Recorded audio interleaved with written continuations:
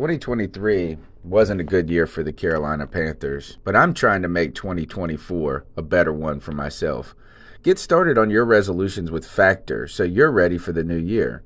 Factor's ready-to-eat meal delivery takes the stress out of meal planning and sets you up for success in the new year. Skip the grocery stores, prep work, and cooking fatigue. Instead, get chef-crafted, dietitian-approved meals delivered right to your door. With over 35 meals to choose from per week, including keto options, calorie smart, vegan plus veggie, and more, plus over 55 weekly add-ons, you'll have a ton of nutritious and flavorful options to kickstart your resolutions. Skip that overpriced takeout trap. Factor is cheaper and way more delicious than takeout. Get chef-crafted, restaurant-quality meals delivered right to your door, and they're ready to heat and eat in just 2 minutes, which means more time for you. Head to factormeals.com/C350 and use the promo code C350 to get 50% off. That's code C350 at factormeals.com/C350 to get 50% off.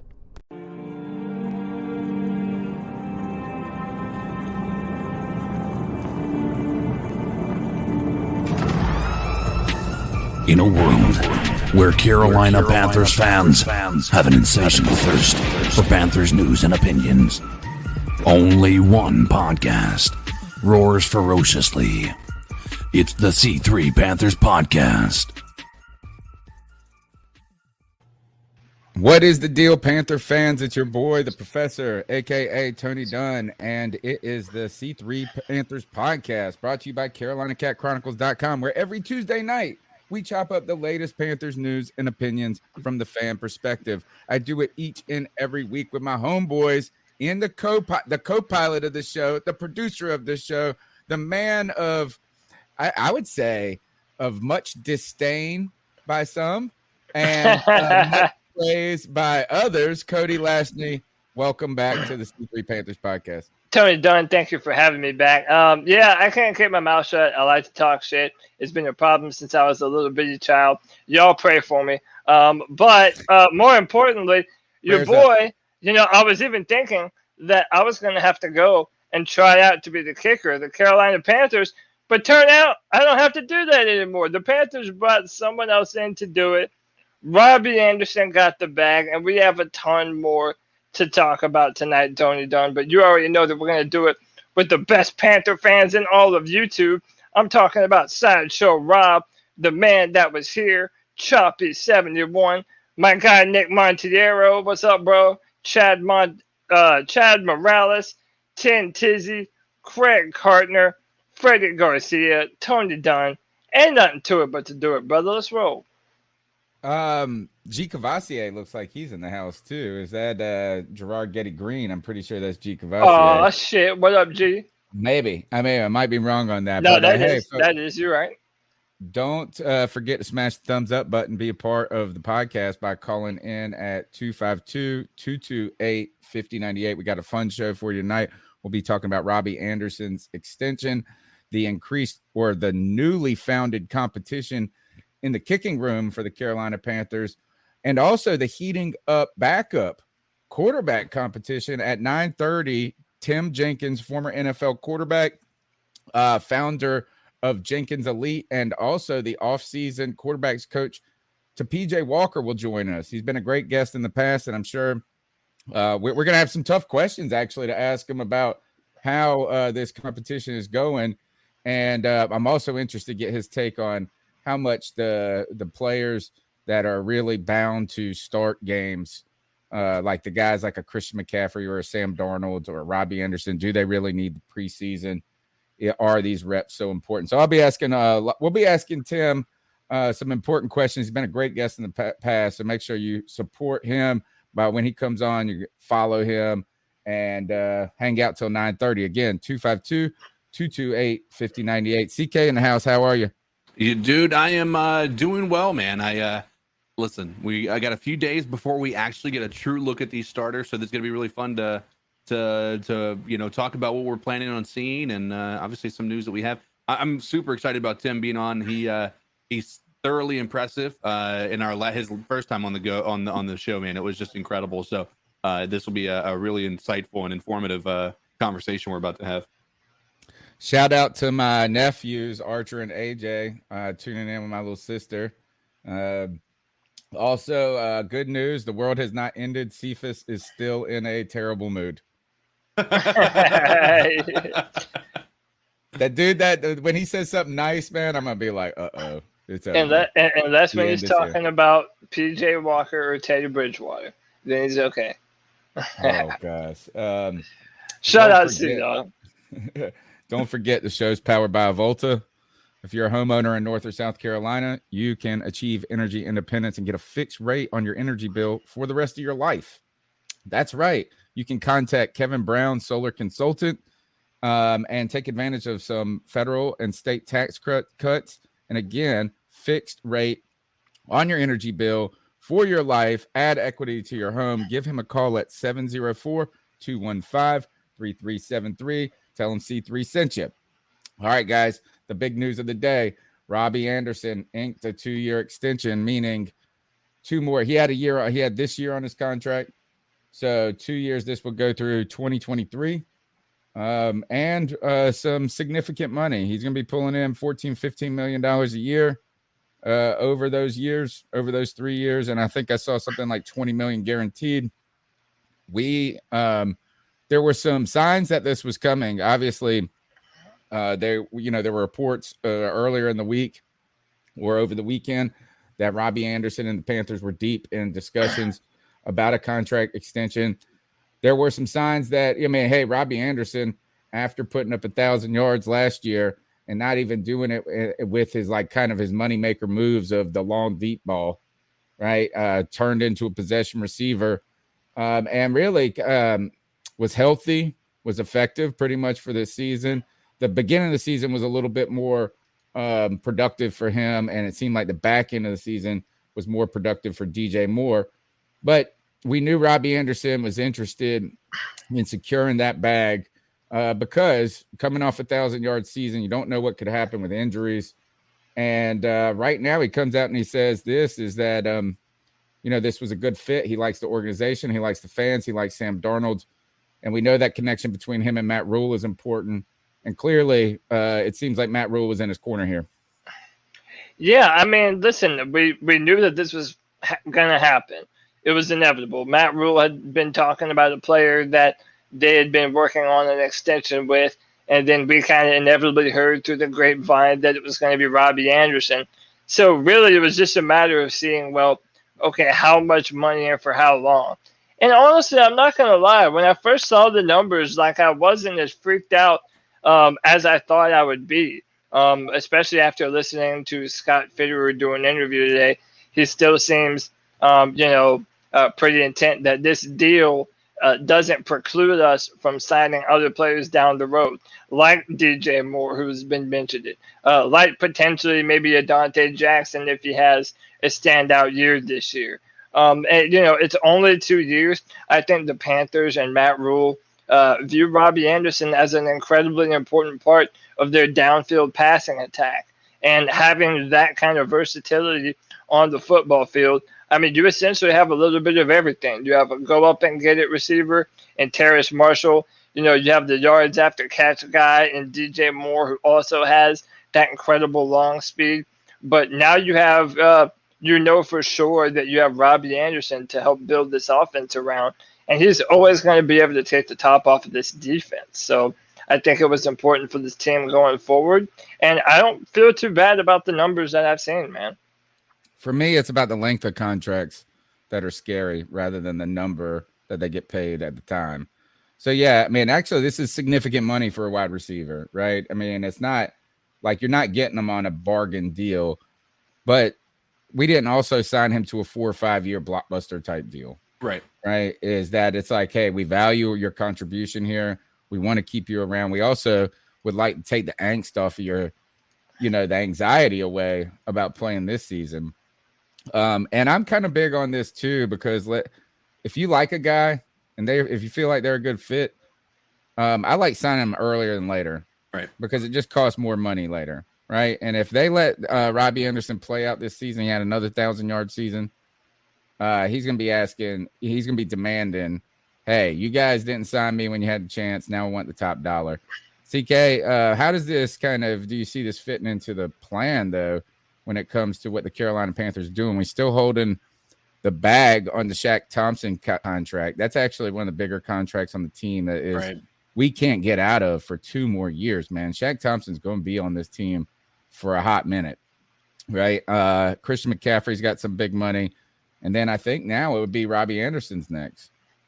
Yeah. Oh, yeah, the Robby or DJ Moore, you mean?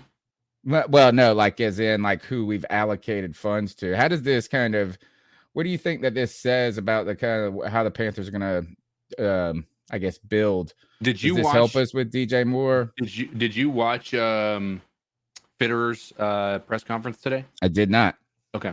So he had talked about he has a 3-year tiered approach, right? And which is, gives me a little bit of confidence. I'm sure that all GMs have a similar approach to this, but he's got 3 years of the contracts that he's about ready to work on. And the fact that they've added that Robby Anderson was a part of that tells me a couple of things, obviously, that they really value what he brings to this team. But I don't think somebody, said that it's going to leave. It's a bargaining chip for DJ because now we have Terrace, we have Shy. Like DJ's not going to be able to demand so much money from us. And I'm like, there's going to be other teams that are willing to do that. Like he's not going to bring down his price because we've got other talent on the team. Like if anything, that's just going to be like, all right, well, let me go check out and see what the open market's about. So I think that it's a good move. It kind of gives us some solid starters on our offense, on an offense that has been way too like pliable as of late, to where it was one person's there, then he's not there 1 year later. Some consistency, I think, can do us some good. So I think this is a positive move. I'm not super thrilled with the numbers because he is a number 2 wide receiver and he's paid higher than almost half of the other number 1 wide receivers in the league. That just felt a little off to me, but we'll see how it plays out this year. So I just wanted to read the official numbers here. It's a 2-year, $29 million contract with the Carolina Panthers, including $20 million in guaranteed. So this is a big contract. It's in terms of the money value in short term. So it's just 2 years. I already see people in the chat room talking about it being potential trade bait if we needed something down the road. Maybe like a left tackle or something like that. Right. I don't know. Right now, I just think it tells you how they view Robby Anderson in this offense. That he is just a very important part of our downfield passing attack. And as you already mentioned instead of having to pay him next year, just do it now. Give him some money to say, hey, we love you. We want you to be a part of what we're doing. And what a better way to get a person to buy in, right? To buy into what you're trying to build. Just drop the bag on them. Hey, I'm happy for Robby, man. Yeah. Kego Fort. Kegel. I called him Kegel. Kego Fort. We'll say that. Kego Fort says we have DJ for 2 more years, right? I mean, we've exercised the 5th year of his 5th year contract or whatever they call it. I think that kicks in next year. Or is it this year? He's not in his 5th year. So he's in his 4th year. And then so we have him this year, next year. And like he's reminded, there is the franchise tag availability. I agree with CK. I don't think that this means he lowers his price by any means. It's not a bar. But what it does do is not put you in your back up against the wall to have to sign one of these guys, to overpay a guy right out the gate because you don't have any other options. I'm big on Robby Anderson. I like him. I think that last year impressed me because, again, he did not play the game that is his best. Like his best asset was almost taken away from him. In the downfield game. Right. And he still was available, produced, and played pretty damn tough, man. He became a possession receiver. For being the scrawniest possession receiver in the history of the world, was decent, was pretty darn good at it. Now, I guess the next story to move on to is Panthers brought in some competition at the kicking position. But strangely, it's none of the names that anybody was floating around that I had heard. You see that the Giants have a kicker who's been perfect in the preseason. Some people have said that. Was it the Raiders or somebody else? No, it was the Colts that have Blankenship and some other guy that they thought. So the other guy, they're going to hit waivers. And who is this guy? It's like a foreigner, isn't he? So his name is, I'm going to try and pronounce this, Dominic Eberle. And some real, some quick information about him. At Utah State, Eberle hit 79% of his field goals. For college comparison, Sly hit 23% of his college field goals. Eberle spent the 2020 season on the Raiders practice squad and was signed to a future reserve contract, but was ultimately waived. He has never kicked in an NFL game before. So listen, I mean, really, this is, to me right now, this is basically what we were asking for. It wasn't a big name. It wasn't the names that we floated out, like from the Ravens, as you alluded to, Tony. But again, I feel like it's sorely needed for right now. And Joey Sly should feel like his job is in danger, that somebody can come in and take this from him. We've been very unhappy with this performance. Take it from him. Right now, he's handing it away. Yeah, really. I mean, he might as well be the quarterback and just hand it off to this guy. I know. Hey, like I said, I was thinking about going and trying out if we didn't do something. Right, So, yeah. shit, I'm happy that the Panthers did this. I have not been a fan of Joey Sly for a long time, so I'm hoping that this guy can work out. CK, they got the guts to move on from Joey Sly at this point, or are they gonna just bring this guy in and still go with Joey? I'm slightly worried that they're still going to go with Joey, that this is just them trying to get him some competition to make him get him out of his head, maybe, or at least try to get him on his game. I guess it could be that way. I don't know for sure. I'd like to think that they're willing to move on from him, though. Well, I wish this is not what we were talking about right now. Right. Is that not only are bubble discussions difficult, right? Is that when that's the bubble of the kickers? Other news, because I was hoping Joey Sly was going to come in. They took away the pressure on him this camp, and they didn't bring any other kickers in. And we knew that he struggled last year. He was inconsistent. And he came out and he did the same damn thing. So the sports psychologist didn't do it. And I want him to. I don't like to overreact to every missed kick, but now it's getting to the point where it's just too frequent to just write off as kind of inconsistent with a big leg. Is that he has to connect on the makeable ones.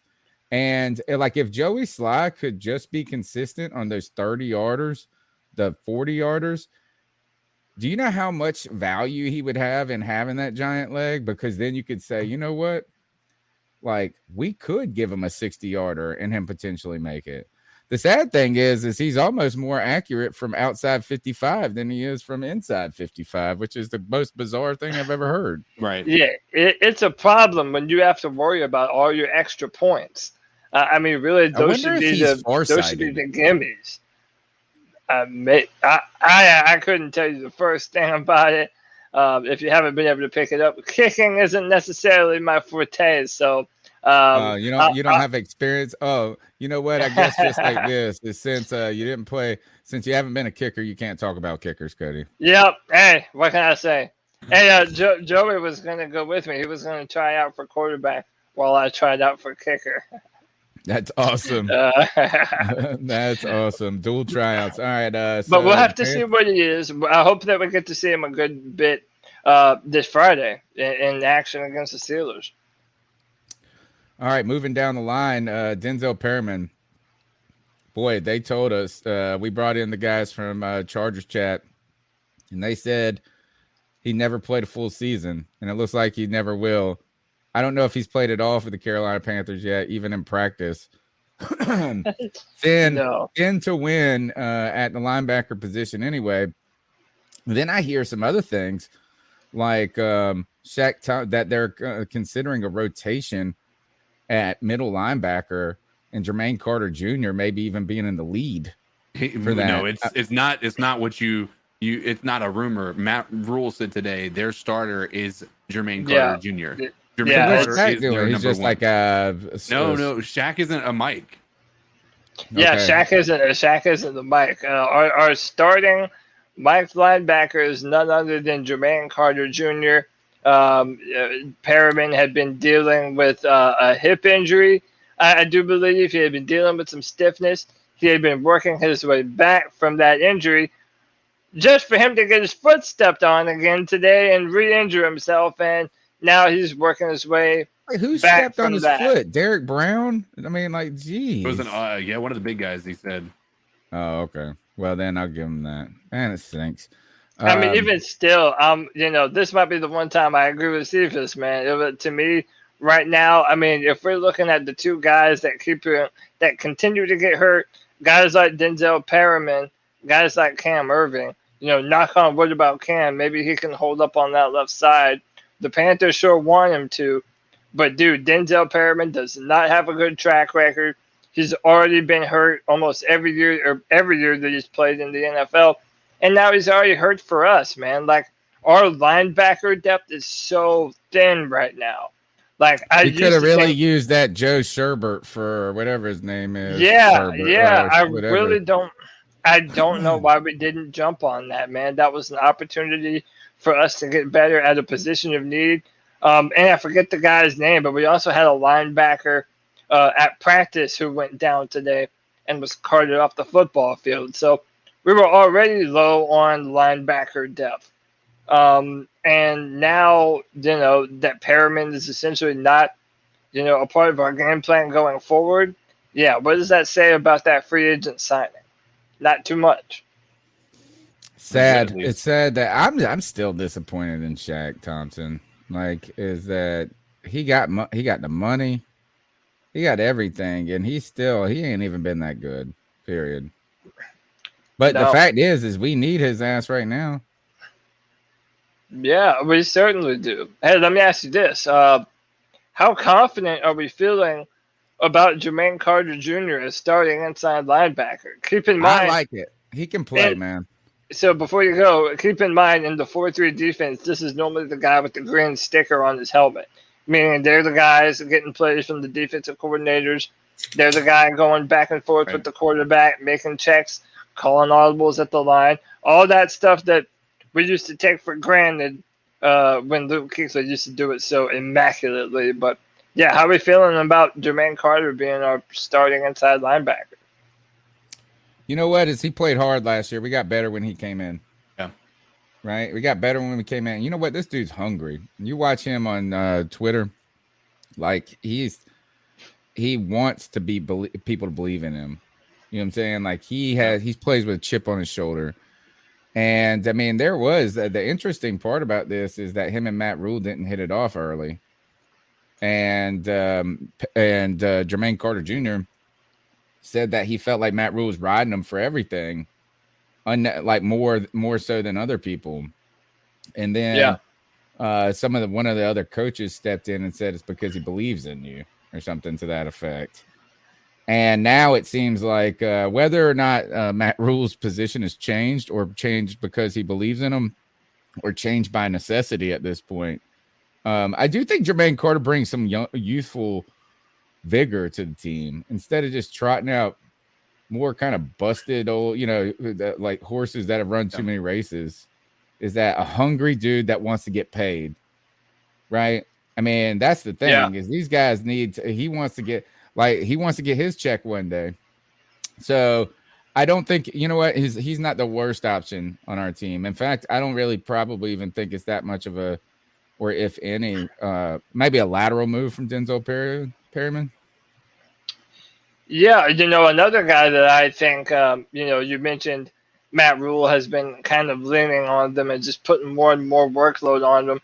I remember after that preseason game, Tony, you said that you didn't think that we saw any starters out there.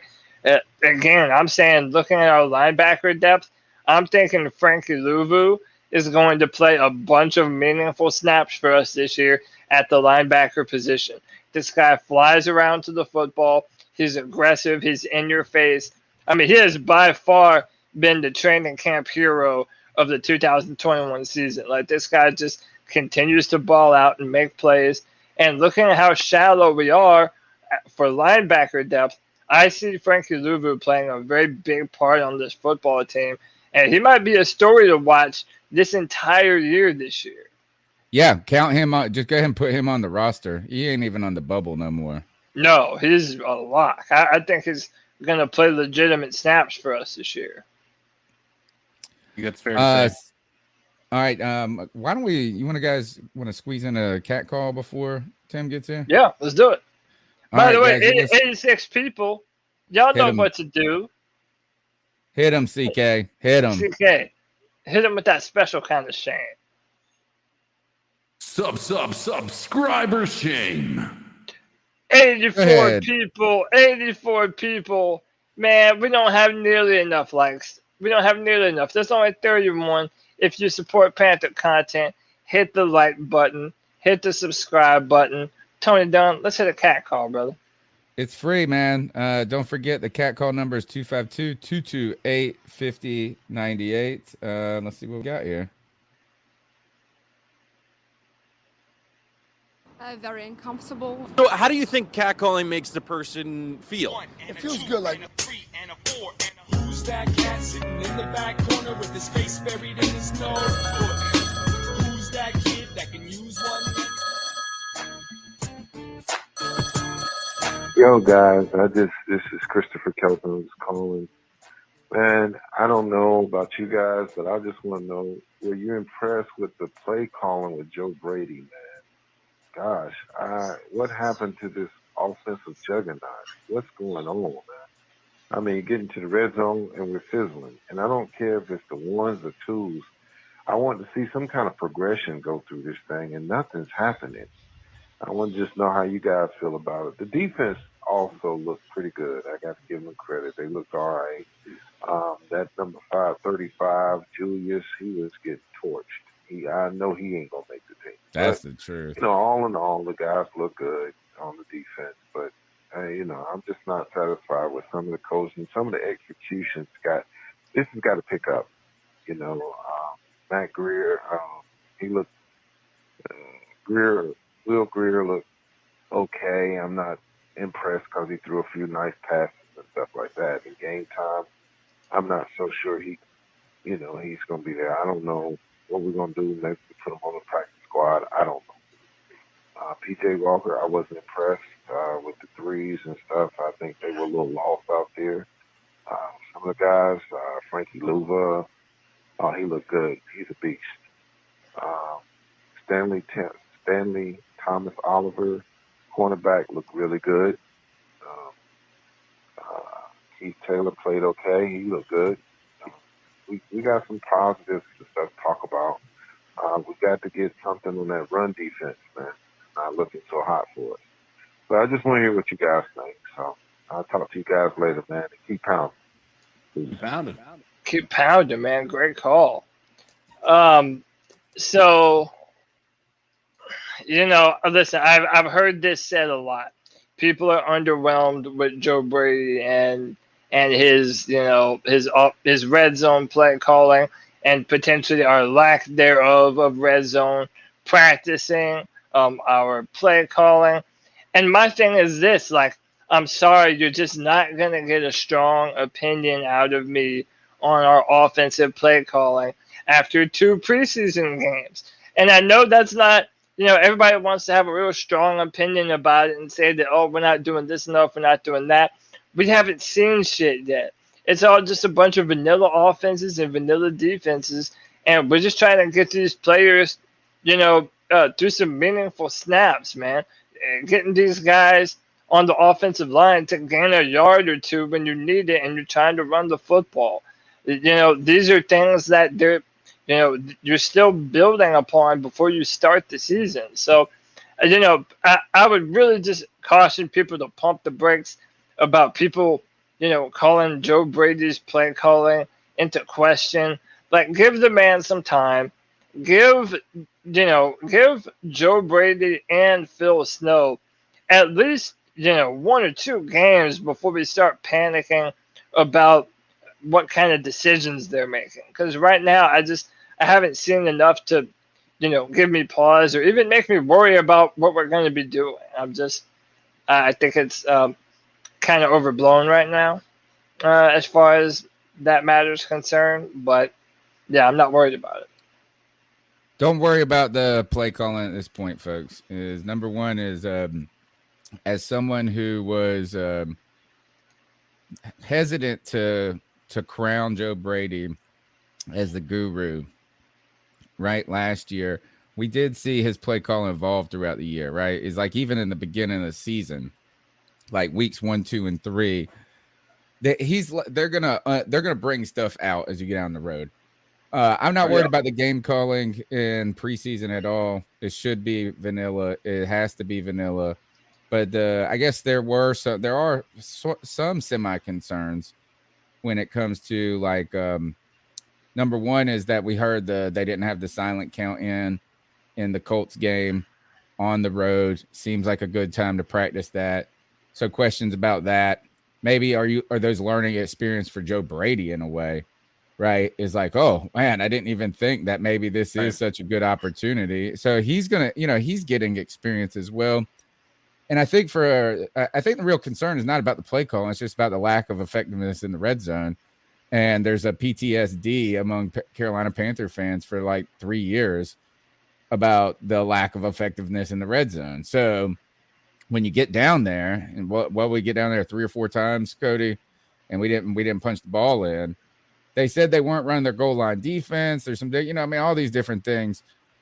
For me, it's not play calling. I just need to know this is when the hell is the tight end going to produce in Carolina? Well, listen, apparently there's no reason why we shouldn't see it this year. I mean, Dan Arnold has essentially been the favorite receiving threat of one Sam Darnold during this training camp. Matt Rule even mentioned it again today in his press conference.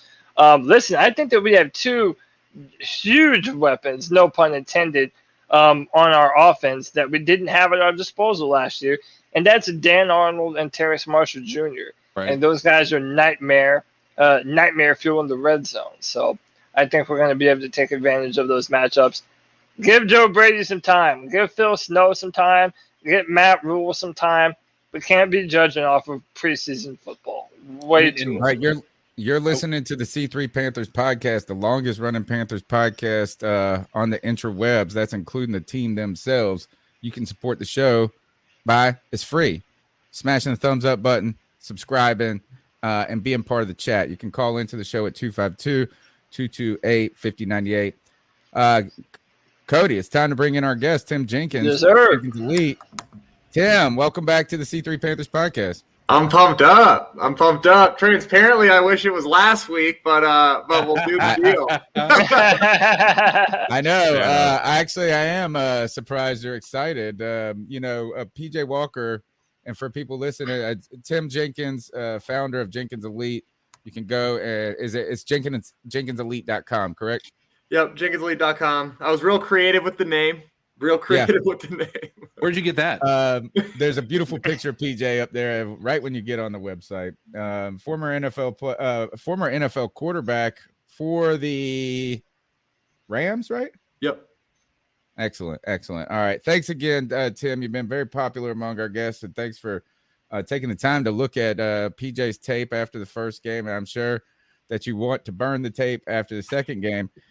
And, there was PJ Walker. There's a competition. There's a quarterback competition in Carolina, and it doesn't involve the starting quarterback, but it does involve the 2 guys behind him. Will Grier, former 3rd-round draft pick by the Carolina Panthers.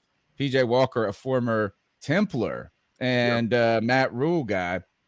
So it seemed like this as PJ comes in last year, leads the Panthers to a victory against the Lions, I believe it was. and comes out in week 1 of the preseason. And they said that that there was a real competition in the training camp, so to speak. PJ Walker comes out in game 1 against the Colts, and I thought looked decisive, right? Is that even on the plays that he missed, it looked like there was a confidence in throwing the ball.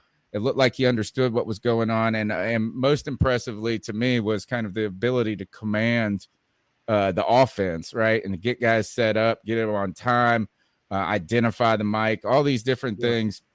It really felt like he looked cool and in control at that moment. Next week, though, after that game, Will Greer, well, one, he did. I wouldn't say he didn't get a fair shake, but he played with the threes. Yeah. It wasn't even on him. It was just by this point you saw what's happening. It's just like such a decline. And after PJ's very impressive first half that they gave him full control, Will Greer just didn't have a lot of opportunity to do anything. They handed the ball off. This week they flipped it. Will Greer comes in there and responds. Really had a nice game. PJ was off. Yeah, he was off, man. What happened? Well, I think you've nailed it, which is when you see these 2-3 QB battles, you're gonna see the guy who's running with the twos always look better, right? That's just the reality. I mean, we're seeing it in Denver right now with Drew and Teddy, where Drew looks really good with the ones and then falls off with the twos, and Teddy vice versa. So I think you're always gonna see that kind of stuff. To be transparent, and I've watched the tape. Will had an awesome game. I thought he made really good decisions last week. I thought he was putting the ball where he's supposed to be. I think with PJ, what you really saw was who he is, which is it's feast or famine. PJ is not the type of kid that gets under center. So there's two kind of quarterbacks, in my opinion. There's the guys who, when they get under center and it's a man look, don't even think twice about getting to an easier throw. They're going to attack, and that's PJ.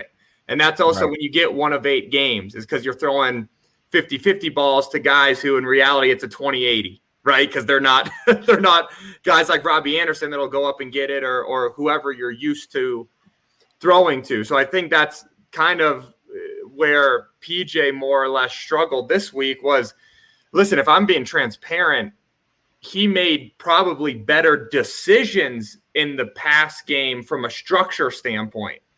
It just didn't get executed, and that's they were just off. He was just off. Yeah, that's what you're seeing in the level of guy around you. So I think, in terms of what the coaches are grading out, it's always different because we see one thing on the TV copy, and it's not until we really get the all 22 that you can start to dive into it. But honestly, I thought Will did a heck of a job.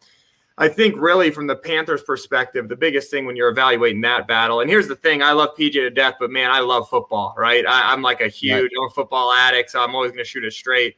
The thing that I think the Panthers in reality are going to just have to make the decision on is, hey, in the event that Sam goes down or something happens to Sam, what do we kind of want from that next guy up? If it's the guy who, hey, to me, PJ's the guy who, it's either going to go in there and it's going to be really bad, or he's going to go in there and it's going to be like, this guy should have been our starter, right? To me, there's two modes of PJ, and those are the two.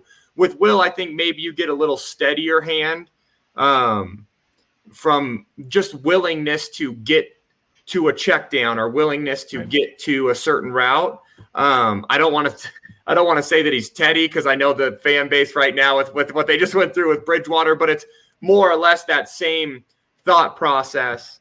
I talked about that 2-play stretch that PJ had in his first game where he throws the cover 2 hole shot and then follows it up with the spin out touchdown.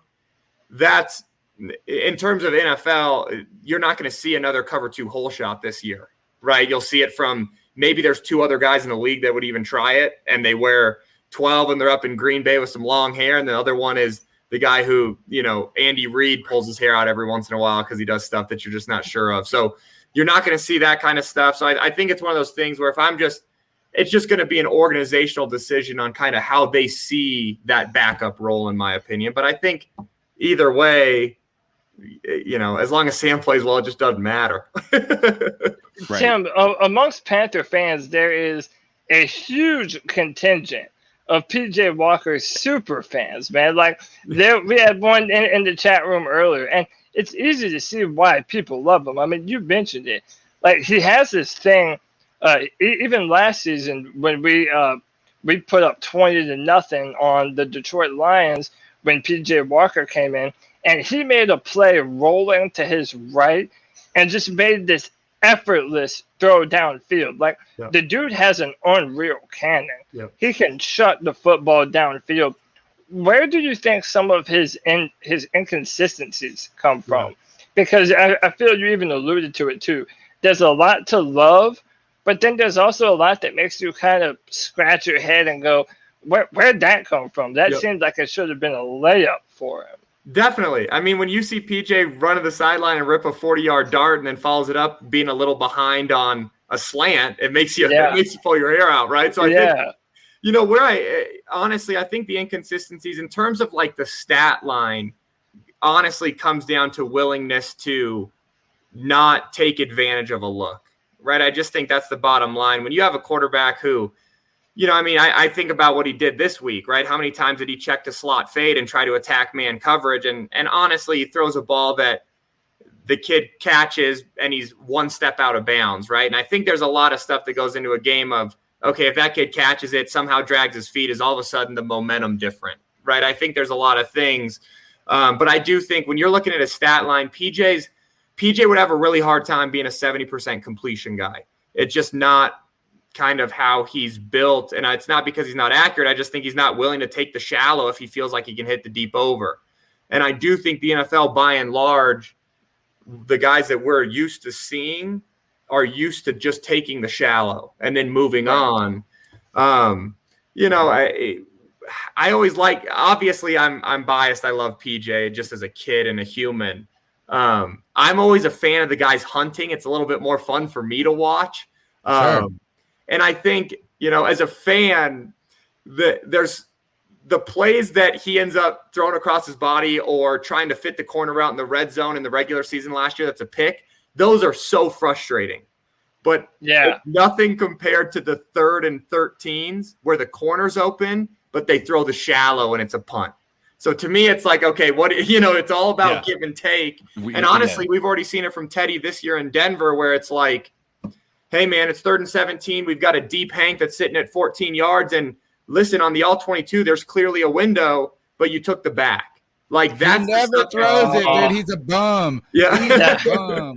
And that's the stuff he will throw. He won't throw any picks. Tim's been doing some film breakdown of Teddy, and Teddy's like not horrible in that offense. They've seemed to really build it pretty well to suit what he does, but here in Carolina, it just did not work. It was Tim, you have to understand, there's a lot of PTSD involving last season and DJ Moore and Robby Anderson screaming wide open downfield. It seems like Teddy Bridgewater would even see them and then just chooses not to pull the trigger, man. And I feel like that was a great juxtaposition for PJ Walker to come in because I genuinely feel like his aggressive downfield throwing, that even sparked our defense to turn it up. I mean, the Panthers pitched a shutout that day. And I feel like that aggressive nature on offense really kind of lit the whole team on fire, and we were in desperate need of that. Many people wanted PJ to have his chance to take the reins last year, and that just wasn't going to happen. Teddy Bridgewater made Robby Anderson a possession receiver. How the hell does that even happen? And thank God, man, Robby Anderson was tough enough to do it at 162 pounds or whatever he is. What do you think the mental state is for? Not the mental state. That's a kind of a tough question. Again, somebody said you're going into week 3 of the preseason. Things have changed, right? We don't have the 4th game. We know it's kind of Darnold or bust in the minds of like, I mean, and that's the NFL. It's the starter or not until the guy behind him shows that he's a gem. But we have PJ having a really solid performance in his first game. Then we have Will Grier, and I got to give kudos to Will Grier. I didn't know he had it in him. I didn't know he had it in him. And the mental fortitude to come in when you know you're kind of already fighting up an uphill battle against maybe a staff that potentially favors PJ a little bit more because of their background with him. He really responded in the moment. How do the Carolina Panthers, how did they evaluate in this final game, especially when they're, I guess, planning on giving reps to the starters? How do they, I mean, because it's almost even right now. And maybe I would say Will Grier pulled us slightly ahead in that last game. But it's close to a wash. How do the Panthers evaluate this? You mentioned what happens if the guys go down, things like that. Is how does PJ get the job? Yeah, I think, well, first, I think you brought up a great point of how do they, with the fourth preseason, I'm fascinated what Carolina's doing.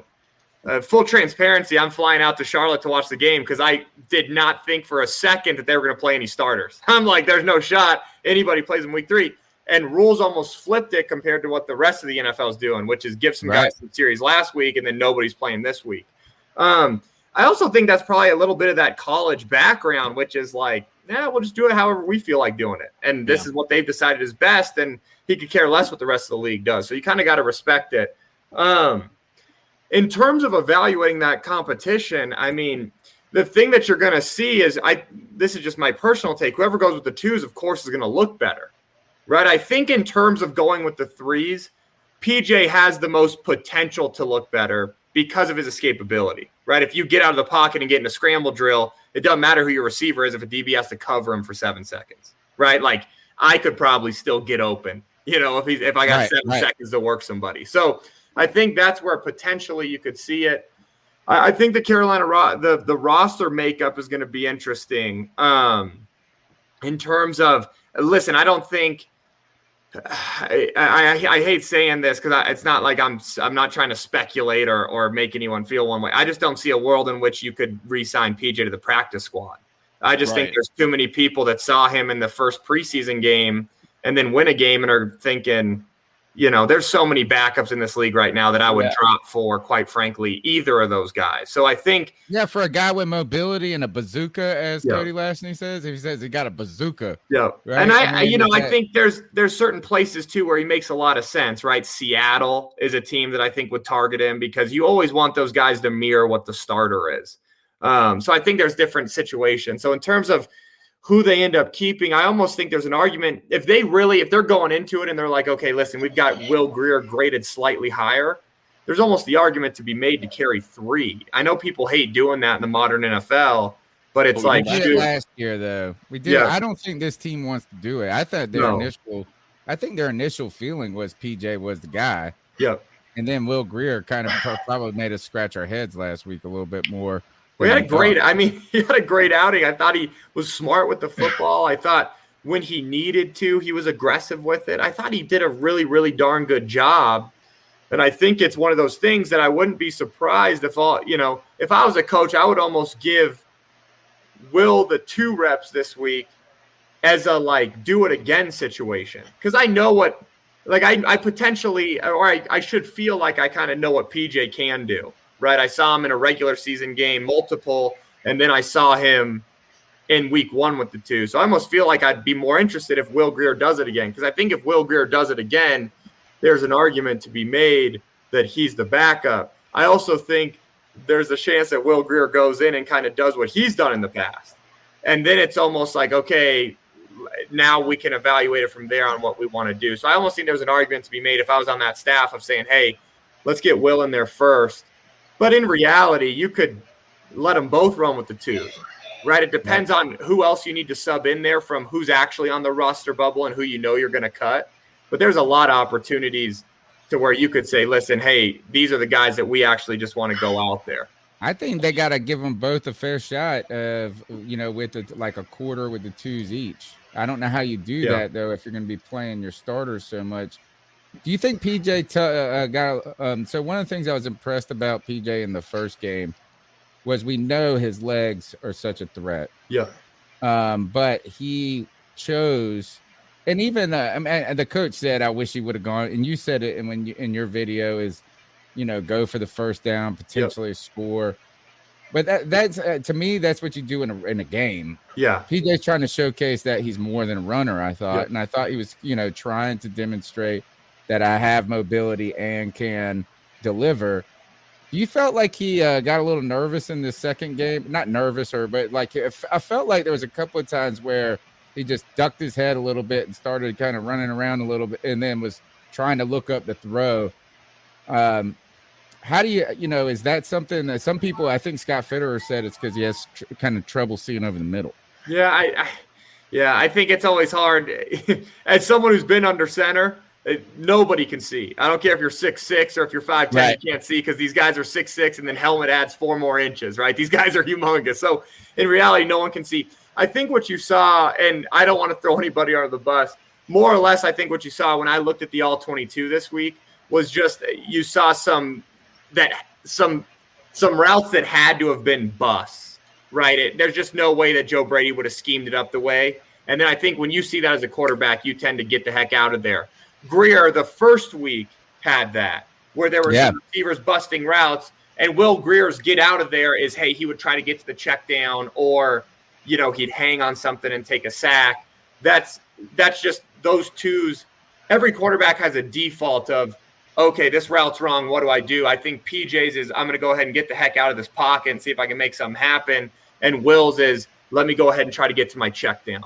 So I think, that's the challenge, like you're saying, where it's like, man, you'd almost love to get them both reps with the twos, because the challenge is when you get some of those younger guys in there that maybe aren't confident with the plays, how do you grade out a quarterback who, hey, on this, on F ship, we want you to read the ship to the shallow, and your F runs a corner. At that point, how do you grade him out? And I think that's the challenge. So, overall, I think if you're Carolina, I get the thought process, which is, hey, we're going to roll Sam out this week, and then we're going to really kind of treat it almost like a game by game. So I get what they're doing. It's not ideal for the backup quarterback situation, but if we're being honest, like you stated, and it's true, until you throw a backup in there and it turns out he's a star, you really don't care, because, you're built in this league around the first quarterback. So that's going to be the challenge for either of those guys. Is obviously everything slanted towards, hey, what are we going to do to get the most out of Sam?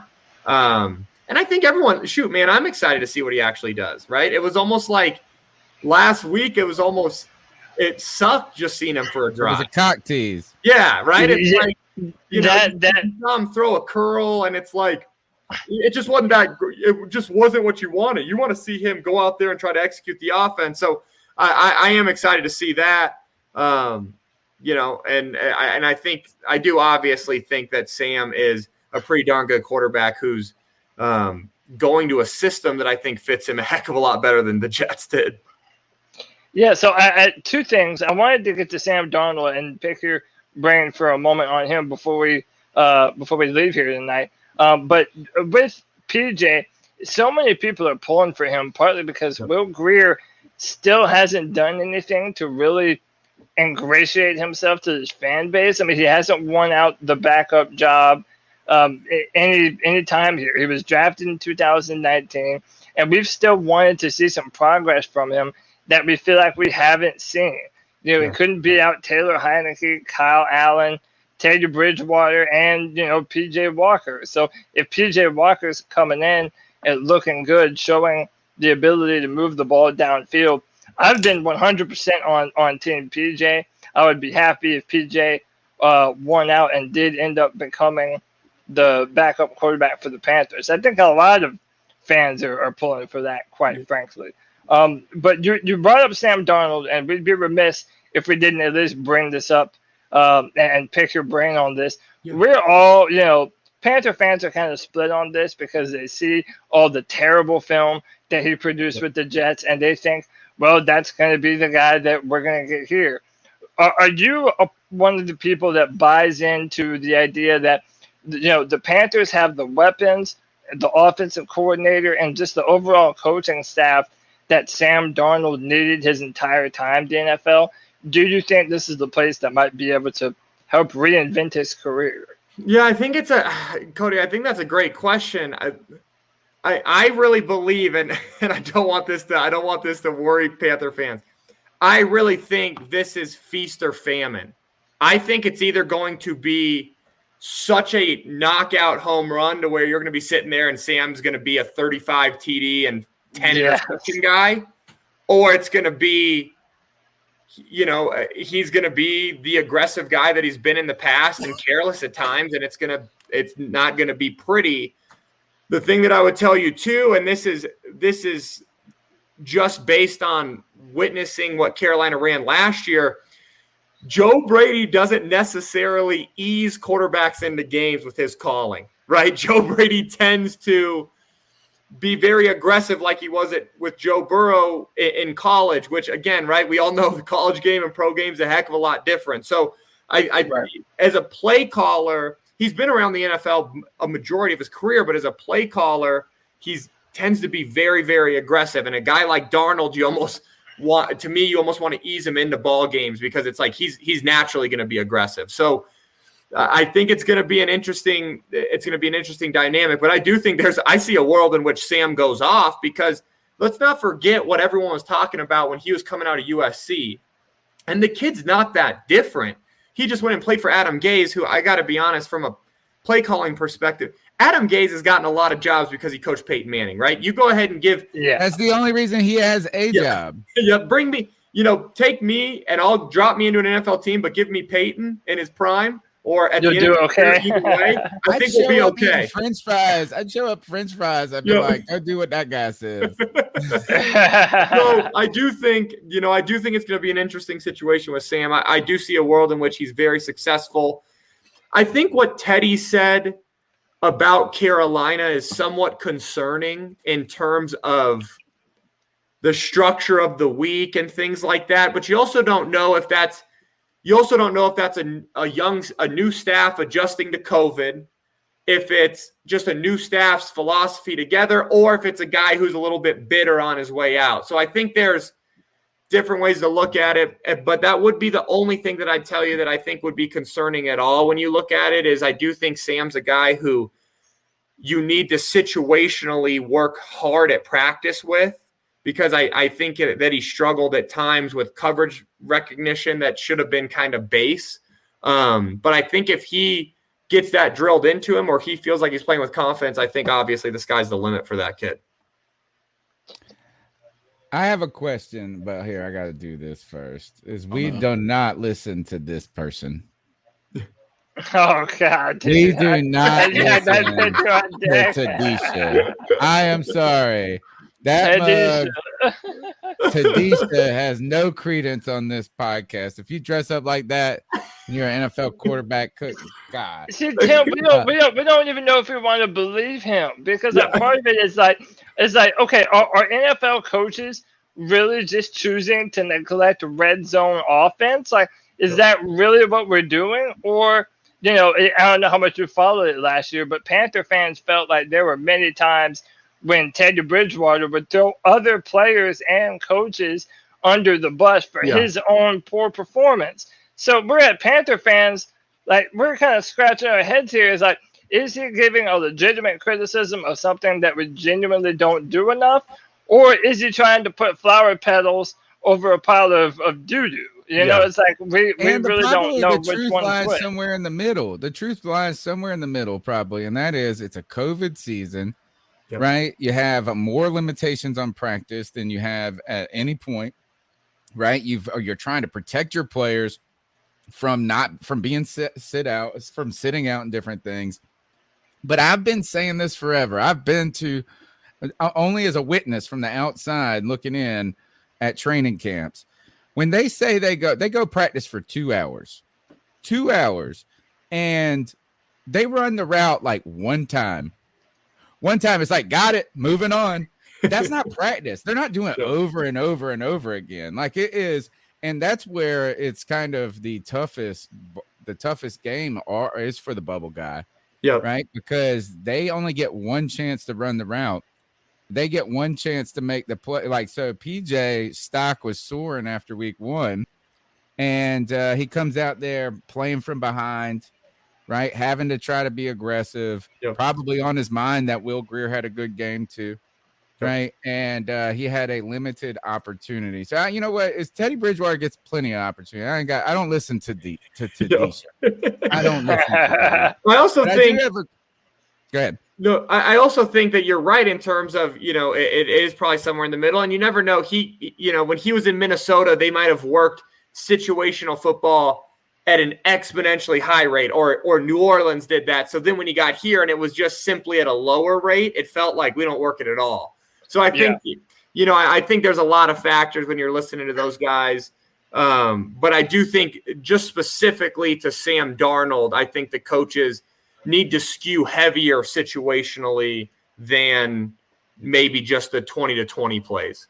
Yeah, first year on the job for these guys too. I mean, and I want to remember that for Joe Brady is that while he's had some experience with some organizations, he's never been the dude. Yeah. And listen, if you're being honest about, what's gotten him to this point is he had Burrow and all those receivers at LSU. And again, they did great, and he taught, and he was an amazing teacher, but we're acting like this guy's got 10 years of coordinator experience. So I do think you got to, you're going to ease into and have some growing pains as you're learning that stuff. But I also think you're going to see some really innovative stuff come out of there. And that's the point and why you do opt for a guy like that versus maybe a recycled guy who's been through the league a bunch. I have a unpopular opinion on this podcast about playing the starters in the preseason. We came out, we didn't play our starters at all in week 1, and I was fine with it. We go in and we play them one series or whatever in a wonderful situation, right? Like a turnover. You only got to go. My unpopular opinion is I don't think we should play the starters at all. Yeah. In the entire preseason. You've been in these preseasons. You've been with guys that have been in the league for a while that are going to be on. We've seen, I know stars, and I know it's like an extreme example. Aaron Rodgers hasn't played a preseason game in forever. Yep. How much competitive advantage is there in the Panthers gaining that? All right, so if they go out and play their starters on offense for the first half in this third preseason game, versus the alternate, which would be playing them not at all in my mind. Yeah. How much competitive advantage versus disadvantage are you truly getting there, you think? So I think, let me give you my true take, which is I actually think NFL players are getting more preseason reps than they ever have. It's just in a controlled environment with joint practices. We are seeing joint practices at an all-time high, and I think it's coaches saying, you know what, this is as good as my guys playing in the preseason. I just don't have to worry about my quarterback tearing his knee, right? Like that's the reality of it. So I almost think they're getting even more reps than say back in the day when you saw dudes playing to the fourth quarter in the third preseason game, because they're getting those 100 practice reps against other teams' ones. That's just as good. So I think, if you were to say, hey, Tim, there's no more joint practice, I would wholeheartedly disagree and say they've got to play in the preseason. With knowing how much joint practice there is now and how many teams are open to the idea now, I almost think that's the way the NFL is going to go, which is we're going to get to a point, in my opinion, in which there's only 2 preseason games. There's 4 weeks of joint practice, and the 2 preseason games are really for the second and third string guys. I really think that's where the NFL is going to trend, especially once you start. If you think about it, think about the Patriots. The Patriots have always been on the forefront of joint practice. Like they've been the teams always pushing for joint practice, and then Tom Brady was the guy barely ever playing.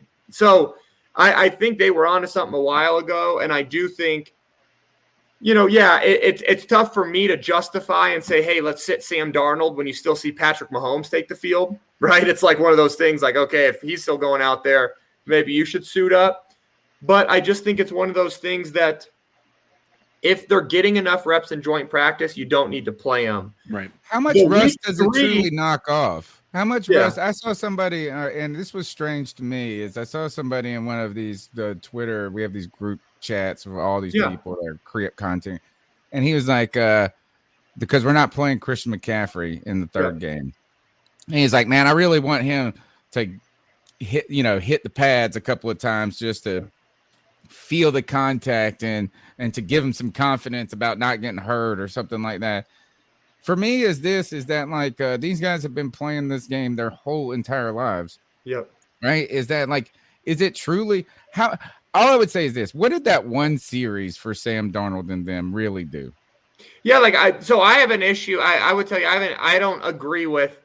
Oh, I would never play a guy one series. To me, that's just like asking for something to happen, and the reward is really nothing. I would never do that. Right. I would have probably been in the camp of play them the first quarter in the second game this year. That would have been my strategy, which is nothing, one quarter, and then nothing, and we're rolling. And I would have done a shiz ton of joint practice. That would have been my strategy as a coach. How much, like Christian McCaffrey, does he need to knock the rust off? No, the dude knows what it feels like to get hit. In terms of timing in your passing game, or blitz pickups and things like that, there's nothing quite like a game for a quarterback. Okay. But again, it's like one of those things. And do you even care if you're rusty in week one? Like, I know that you want to have a clean game, but does it really matter? Everybody rusty in week one? That's what I would say, is that no matter all the teams we look around the leagues, we always say this: defenses are ahead of offenses early in the season. Yep. Right. And we also, the first week of NFL football is not the sharpest. And also considering we played the Jets first, and it seems like every day they lose another defensive player. So It's like, yeah, your point's taken. If, why do you need them to be full bore by week 1 or 2? Like, if anything, the Panthers kind of have a soft schedule to open up our season anyway. So, I agree with you on that. 100%. I also think, like, there's other ways to look at this. And, I was joking with somebody the other day of why not let your starters play the third quarter in game 2 and just treat it like Alabama does when they schedule bum university. That's actually an awesome idea. Like, why not just take them out there and let them light up the twos, feel really good, and put up, 14 points and then pull them out and just treat it like Alabama, and all these big time schools do in the first 2 weeks. So to me, I think fans would be going fucking nuts. Yeah.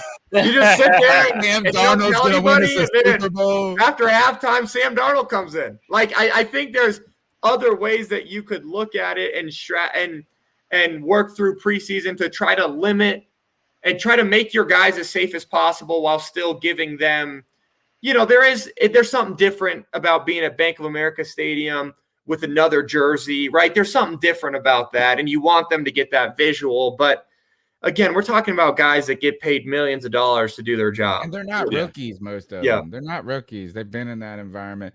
What are your thoughts on the Teddy Bridgewater lock? Yeah, I mean, competition. Man, because for us, it's lock. Is that tired of Teddy Bridge? Jerry Jeudy is going to have to sit there and take a damn. He's going to have to drink a cup of coffee waiting on that football to get to him. It's pretty crazy right now in Denver. Denver's going pretty wild about this QB comp. Here's what I'd say. And this is just only based off what he's done in Denver. I obviously watched him when he was in Carolina too, so I think I have a little more bias maybe against Teddy than most in this market. No, you're just more informed. Yeah. What I would tell you is both of them played well when they played with the starters. Drew, when he was with the twos, played slightly better, and Teddy really with the backup showed that willingness to get to the check down despite something else being there. So I think when you factor that in, to me, the answer is Drew. And I also think, if two guys are neck and neck, and this is kind of where I'd probably say I feel like PJ, I would lean PJ as I view when two guys are neck and neck or the skew is maybe 1 or 2%. I always go with the guy who I feel like has more upside. And I feel like Drew in Denver is that guy with upside. Thank you. I feel like if I were in Carolina, and of course I'm biased, but I feel like if you've got two backups that you feel like are somewhat even, I'd go with the guy that I feel like is going to be able to provide more explosive plays or maybe has a higher upside. So that's where I feel like the edge in Denver is for Drew. The caveat is, man, we've got Vic Fangio out here who couldn't be more old school defensive minded. He might look at Teddy and say, cool, throw the shallow all you want because we're going to only give up 6 points, which in my opinion would be a mistake when you look at our division. I think it's going to be tough to hold back Mahomes, Derek Carr, and Justin Herbert. No, there ain't no 12-point games in that division. What's interesting is Mike Zimmer's a defensive coach. Yep. right? And he's put out some great defenses in Minnesota. He came out and criticized and was critical of not being able to push the ball down the field. He said, all these 5-yard passes, they work, but it's going to take 20 of them to get us there. Yep. And so that's a defensive coach saying that. So I don't like Tadisha. I know. Right. That's the thing. Have you gotten a chance to look at the rookie quarterbacks around the league? Yeah. Trey Lance, Zach Wilson. Any thoughts on that? Yeah, I've watched and graded all of them. Listen, I think Zach Wilson, clearing away, has been playing the best. Limited sample size, right? He's only played about 5 series, but I do think he's clearing away, taking the best. And I think the guy right now who's at the end of it is Trey Lance. And I think Trey Lance, the best way I could describe it is he's Jekyll and Hyde, because there are times where it's like, oh my God, this kid hasn't played football in 18 months. And then there are times where you go, good Lord, that was an absolute shot. So I think Trey Lance, in my opinion, is probably still a year away. A lot of that has to do with the fact that Jimmy G, for as much as people love to clown on him, he's not the worst quarterback I've ever seen on tape. So it's like they're still somewhat effective. And do you want to really turn a guy free who's actually going to be able to potentially take your offense backwards? That's the question. The thing in Chicago that's different, and why I'm an advocate of turn Justin Fields free, is because Andy Dalton ain't doing anything for you. So in the world in which it's like our offense goes from anemic to, hey, maybe I can make a play, go with the young guy. And that's where I think Justin Fields has done well. And then Mac Jones, man. Mac Jones it's interesting because Cam Newton traveling away from the facility, whatever the hell happened, is going to cost him his starter job. Yeah, is going to give this kid an opportunity. And if there's one guy who it's been proven hates when you go outside of the building, like, listen, Bill Belichick had Tom Brady, and what by all accounts drove the wedge between them was the fact that Tom Brady brought Alex Guerrero around. Whoever that guy is, the wit doctor. Yep, and that's what really started driving the wedge. So now imagine that you're not Tom Brady with 6 Super Bowls for Belichick, and you're Cam Newton. I could only imagine how pissed off Belichick is right now that he went away from the facility for a procedure or whatever the hell he did, and then came back, and now he's in COVID protocol. So that's what the thing where it's like Mac Jones, he's doing exactly what we thought he would do, which is he's limited from an arm strength perspective, but he's making good decisions in the pass and run game. And does he all of a sudden end up winning the job there? It's fascinating, but I honestly, I can't remember a rookie class that I feel like kind of graded out this well early. And again, it's preseason. What about Trevor? How about this? All of that, and I forgot his damn name. And the Jacksonville Jaguars were so bad on their offensive line. Trevor Lawrence, is he transcendent by guarantee? Or is he finally running into the buzzsaw of reality of the NFL and that you don't play on a good team anymore? I mean, I think, listen, Trevor has been a guy who is interesting to me because he's almost always been above reproach, right? Like, I was a little critical. He don't even care about winning. The dude's like this. He's like, I don't even watch that was football. overblown. You're like, what the fuck? You don't watch football. I mean, I was a little critical of him in the draft prep or in the lead up to the draft, and people were like, oh, okay. And it's like, well, here's the film. I'm not talking out of my butt. I tried to break down the film so everyone could see it. I do think in reality he's facing an uphill battle. I think there's times in every game this preseason where you can see why he went number 1 and why people are so impressed with him. The reality is now you're on a team that's not very good. Listen, it's going to be a change for Urban Meyer too. I can't tell you a time that I remember Urban Meyer's team being bad. So I think it's going to be tough on both those guys because neither of those guys have lost very much in their career. And it's going to be a challenge this year in Jacksonville. It's not, they're not going to turn that thing around in a year. So it's going to be really interesting. I think he's played okay. I don't have him above Zach or Justin or Mac Jones, honestly, from his grade. But again, how much of that is they're not trying to show their scheme? How much of that is, the players around him? Those are all factors, but all you can do is kind of grade what's on tape. And he made some pass game decisions that weren't ideal in weeks 1 and 2. When you fly into Charlotte this weekend or Friday, because it's a Friday night game, what are you going to tell PJ? I'm just going to say, go. The biggest thing that me and PJ talk about, and I talk about with any of our guys, right? We have a kid at Iowa who's in a QB competition, a kid at Nebraska, is stay focused on your process. Because the worst thing we could do, and I don't want to like start preaching, but the worst thing we could do as human beings as a whole is look at someone else and then start to compare our reality, right, to their highlight reel. We do it with social media all the time, right? We get on Instagram, we see a picture, and then we look and we're like, man, I'm in sweats watching Netflix and this dude's doing something cool. That's their highlight reel. If we as humans and specifically quarterbacks just stay involved in our process, we're always going to get to better results than if we start saying, and I wouldn't be surprised if it happened for PJ where Will Grier goes out there and does really well and then he presses, right? If we can do the best of our ability to get our blinders on and just know if I stay engaged in my own process, it's going to lead me to more success. It is. And I told PJ, I said, listen, man, I'm going to be honest with you. This is what I told him after the game, which was stay in your process. Don't let the outside influence come in, because there was no one I saw have a better 2-play stretch than you in week 1. And if we can get that consistently, man, it can look really special on tape. So I think that's where it's going to be. And, I'm bringing my son who's 4 now. He was a newborn when PJ was, living in our basement doing draft prep. So Mac's super excited to watch Uncle PJ play because he just thinks of him as some dude who comes and stays at our house, right? He doesn't know that it's PJ Walker and how many people think he's cool. Mac thinks it's the guy who plays, Nerf guns with him in the basement. So to me, it's more of, going out there and having a little bit of fun and watching a kid. And the relationship just changes so much as a coach when you really see these guys. And I think Cody mentioned it, how much, fans pull for him. How could you not? When you hear the guy talk, he's a great kid. When you think about his story in Indianapolis, all of us can relate to a time in our life where it was like we just kept getting defeated, right? Cut, resign.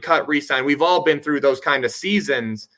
And then to see a kid go to the XFL and then come back, I think it's just something everybody can relate to. And I think that's why, and nothing against Will Grier, right? But when a guy has a story like that, a lot of fans are going to relate to it because, shoot, man, we've all been punched in the face a bunch. And then to bounce back and, it's a cool thing to watch. And I for Panther fans, right, I'm hoping they just find the best case scenario, whether it's Grier or PJ. But it's going to be fun to watch. Is it truly possible to just stick to your process at this point? Like, because I cannot imagine how much pressure, because there's such a limited opportunity. Imagine if I went into my job, I'm 12 years being I teach history at a community college. If I was evaluated on one class at one moment, I would be working at the grocery store. And so like,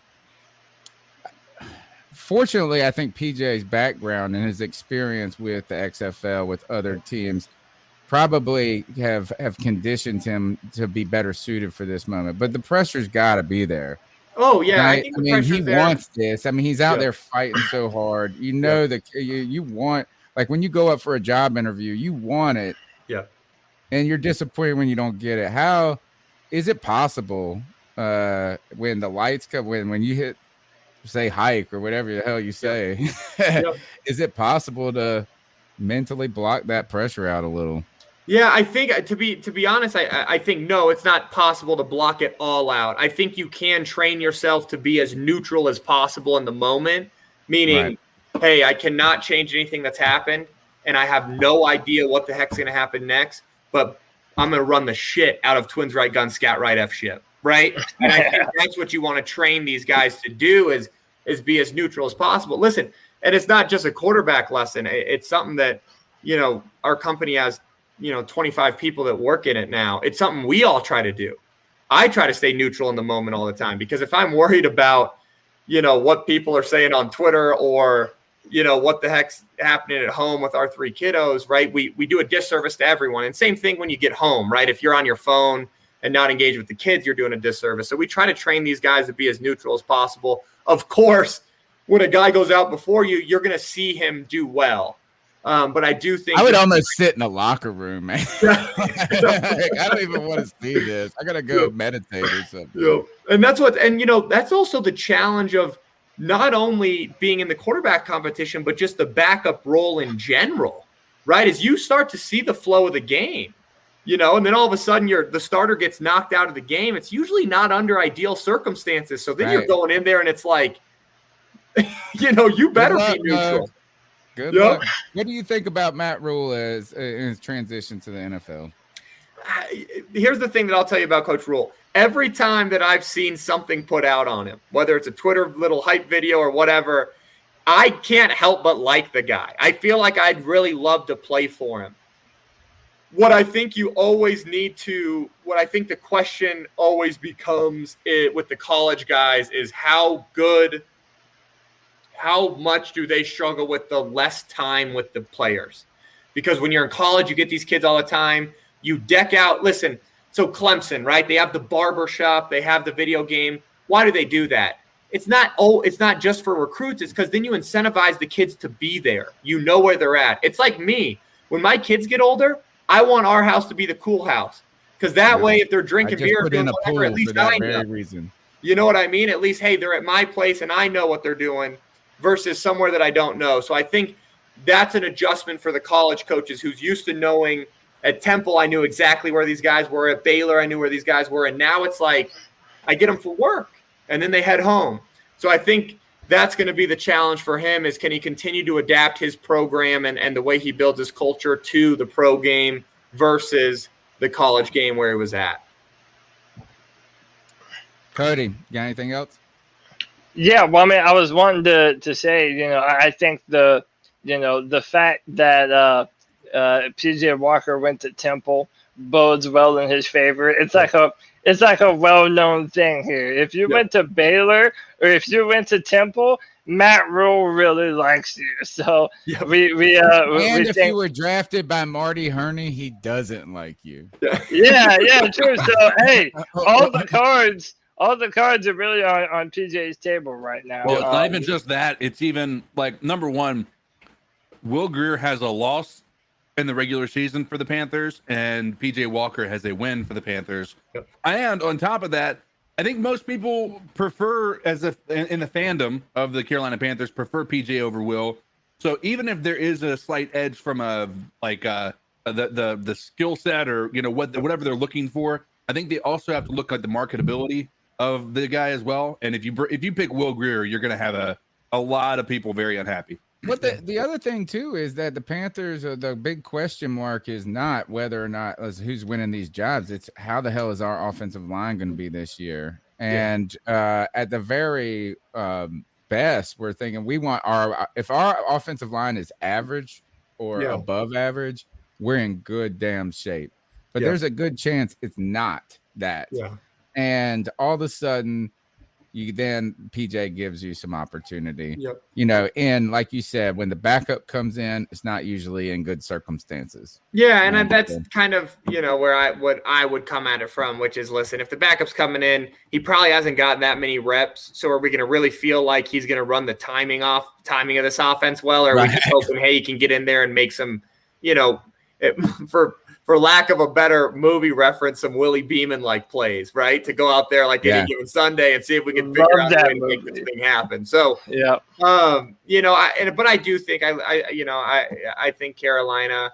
The thing that's nice, and this is specifically because he's my client, right? The thing that's nice is PJ's done enough to where I'm not worried about him getting an opportunity in the NFL, right? If it doesn't work out in Carolina. So from that aspect, it makes me a little more comfortable as a coach. With that being said, I'd love for him to be in Carolina. He just got a place there. He loves it. He every time I'm out there, every time and he's he knows Denver, Rule. He knows Rule, man. Yeah. He knows Matt Rule, and Matt Rule likes him.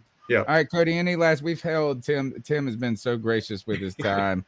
I heard you had 8,000 subscribers now on YouTube. Yeah, you got that 28,000 subscribers with the work you do on those. I feel like I'll sit there with my popcorn and just like a notebook taking notes. Cody, any final questions for Tim before we let him go, or else we'll keep him all night? No, I just want to thank Tim and encourage everyone to look at his channel. I loved all your breakdowns on the draft prospects. coming out. And listen, I'm a Clemson fan, so Yep. and I even agree with your criticisms of Trevor too. So yeah, I definitely appreciate you coming on. I love insight from the quarterback position. That's part of the reason why I love football. That commander general position, having to read the defense, having to have the arm and the guts to make every throw. I love it. I think you do tremendous work. And yeah, everybody check out Tim, man. I appreciate And you your guys. brother is actually, this is a longtime person in the chat room. So, but I'm gonna call him your brother because his last name is Jenkins. Oh, I love And it. He said this. Let me hear you say it. Witness the Walker Wonder. He always calls Witness in the and Walker says- Wonder. I love it. I love it, John. Hey guys, I appreciate you. Tell us how they can tell everybody where they can find not only Jenkins Elite, but also the YouTube breakdowns and all the stuff you're going to do. Like you're going to come in and you're going to probably do one on Sam Darnold's, and we're going to pump it up for you next week. I might have to just do a weekly breakdown and then come on here and BS with you guys once a week. So we're down for it, man. We're down for it. Anytime, homie. The YouTube channel is All Things QB, and I've been starting to try to do two different breakdowns. One like off the TV copy that's like a little shorter and maybe for a fan who is interested in the X's and O's but not really that interested, and then one on the coach's tape that's really in depth and trying to talk people through concepts. So you can follow on there, or you can follow me on Twitter, and I try to answer as many questions as I can. Lately, it's been the mentions are tough at times. So if it's a little toxic, so I try to not look at it. But I try to answer any actual football questions. But I appreciate you guys having me on. How dare you be an expert in this field and talk about quarterbacks that are actually have their tape being shown and everything you're saying be validated by that? Come on. Now. Yeah, I always laugh because recently on my Twitter timeline, people have gone from vaccine experts to foreign policy experts to quarterback experts. I wonder how everyone has the time, but we're all here. So I appreciate you guys. Hey, Tim, you have a good one, buddy. Tim, you've been a fantastic guest. You're welcome anytime, and we will probably bug you more than you want. Hey, I can't wait. I appreciate you guys. Hey, have a great night. Appreciate Tim it, Jenkins, all things quarterback. Follow him at Tim Jenkins, T Jenkins Elite. Wow, man. You know what is not only is he just a cool guy, right? Is just a straight cool. How about that? He gave us almost 45 minutes, over 45 minutes. Super cool guest, really nice, but also you love it when the guest is just super knowledgeable and they know what they're talking about and they can provide they say they'll come back. Yeah, and they like us. They don't think that we're a bunch of dickheads. Yeah, he's cool, man. Yeah, especially someone like that can give genuine insight to a very important, very talked about player on our football team. So yeah, love Tim Jenkins. We'll definitely be having him on. I'm sure he'll break down some Sam Darnold film on his channel at some point in time, and we'll have him back to talk then, man. Great to hear from Tim. Hold on, I'm pulling it up because I want to make sure I get it perfect. This is I'm dropping this link in the chat right now. This is straight to my man's Twitter page. His handle is T Jenkins Elite on Twitter. I want all of y'all in the chat to go say, I loved Tim Jenkins, all things quarterback on the C3 Panthers podcast. Can't wait to hear him again. Go do that. It's free. It's free. And you know what? That'll bring Muggs back. That will bring 100%. Back you like them. Because we like everybody. The chat needs to do that. Go follow Tim Jenkins. Say we loved your talk on the C3 Panthers podcast. Can't wait to hear you again. That'll help us a ton. And real quick, I didn't want to interrupt our guest, but we have to give a big shout out to Grim Reaper for a $10 love bomb that he sent to us and keep pounding C3. And then Ken Folk NC sent us $20 and just no message, just showing love. So shout out to the homies for showing love and support to what we're doing here, man. And click the like and subscribe if you like the content that we're putting out, man. Shout out, Isaac. Look at Isaac Irvin, CK. He said, we trust in Rap Mule. The number is 252-228-5098. Let's go to the next cat call. You can be a part of the longest running Panthers podcast because every Tuesday night we get up here and we don't shut the F up about the Panthers. Whether we're right, wrong, we always love them and we always hate them at the same time. 252-228-5098. And fuck Tadisha in the This is Jim calling in from San Diego. Calling back on my break here. Wanted to touch in with you guys really quick before my next Zoom meeting. But what do you guys think of the Robby Anderson extension, man? We've seen a lot of mixed reviews on Twitter, and I personally think people are kind of freaking out for no reason. I think Scott Fitterer did a hell of a job with the signing. I think the numbers are fantastic. They're team friendly, and I think it's for the right amount of time. When you think about it, we're going to pay Robby now, and then by the time his contract expires, we'll have Terrace and Shai Smith ready to go for their contract. So I think this is perfect. Like, we're getting a bargain for what we have, and it also doesn't affect DJ Moore's potential contract coming up. Scott said even mentioned that, so I think we should be pretty excited, man. We have a hell of a chance to have a core base for our offense of some of the best weapons we've seen probably ever in our young history. So we got nothing to look up to, nothing but success to look up to, honestly, man. I think Sam Darnold's probably gonna have a great year. He has no excuses, so it's all on him at this point. But yeah, man, if that defense comes out firing like they have in the preseason, man, I think playoffs is the first step for us. I think we should be in the conversation for playoffs. But I just wanted to see your guys' opinion on that. Looking forward to the show tonight. Also want to give some kudos to Scott Fitterer. I think he's becoming one of my favorite members of the front office. I love Phil Snow. I think he's doing a hell of a job. He's probably our best coach. But other than that, I think Scott Fitterer has probably been the best addition to this team or to this organization in a long time. Anyway, let me know what you guys think, man. Looking forward to watching you guys later tonight. But go Panthers, keep pounding. Peace. Keep pounding, man. And real quick, shout out to our boy, the man that was here with the $20 love bomb. Shout out C3 fam. Keep pounding. Hey, we appreciate you, sir. Much hey, love, man, listen, I feel like every week I get messages from people who are hitting me up and telling me how much they love the show. I know, Chad Morales tagged us on Twitter, talking about how much he loved listening to us. So, listen, we love that you guys love the content. We do it for y'all. We love doing this right here, man. We do it for y'all.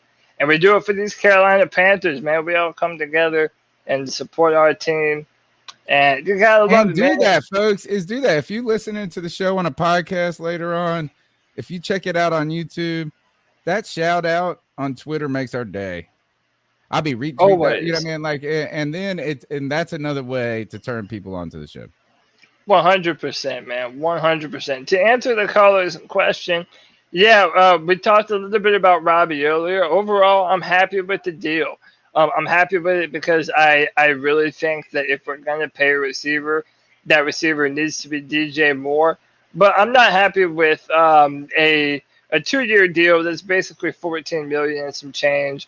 I think we're going to be able to move on from it fairly well after his time is up.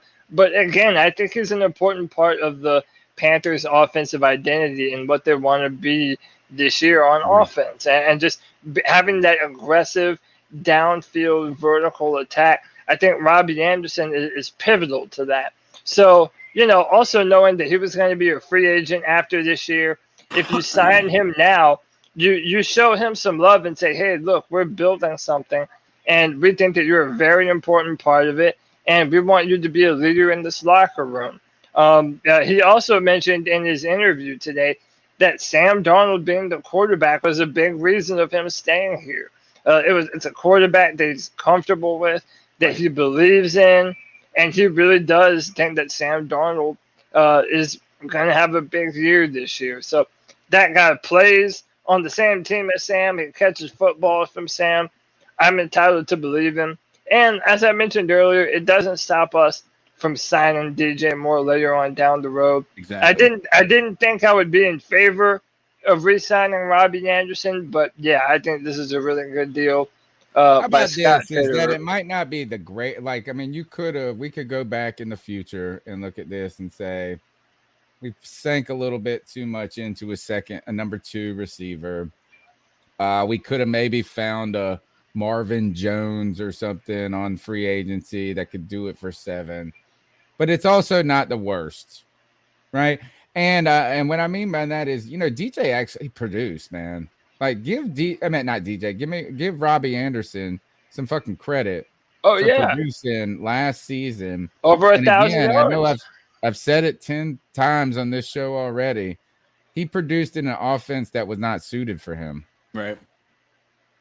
Yeah. And that's kind of the ultimate team player there is they asked him to go over the middle and shit because Teddy couldn't throw it deep. So that was about, and he held up, and I understand why he wants to get paid. Not the worst deal, and I love that he wears number 11. I think I'm buying the jersey. All right, let's go to the next call. Yo, guys, it's Nick. How's What's it up, going? Nick, Happy Tuesday. my Friday free-for-all co-host. Too bad that we aren't having a show on Friday, but figured I'd weigh my thoughts on Week 2 preseason game and the Robby Anderson signing. Week 2 preseason game was abysmal. The fact that we didn't get a single touchdown, it's pretty terrible.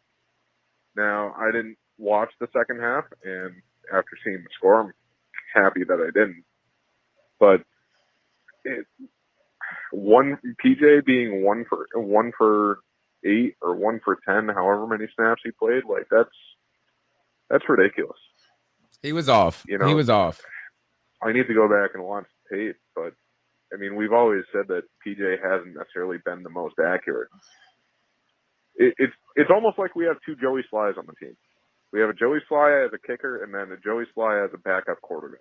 Oh, and that's just not going to work. That's a dagger right there. I've been the biggest PJ supporter out there, but if he has a showing like that in the third preseason game, the dude's as good as gone. Yeah, he can't afford that. I guess I have been wrong. I guess this might be Will Greer's last year. I mean, Cody would have to double check, but I thought Will Greer might have had one more year after this. But if this is his last year, I wouldn't expect him to stay on the roster after this year either. At least I don't think he deserves it. But last thing is the Robby Anderson signing.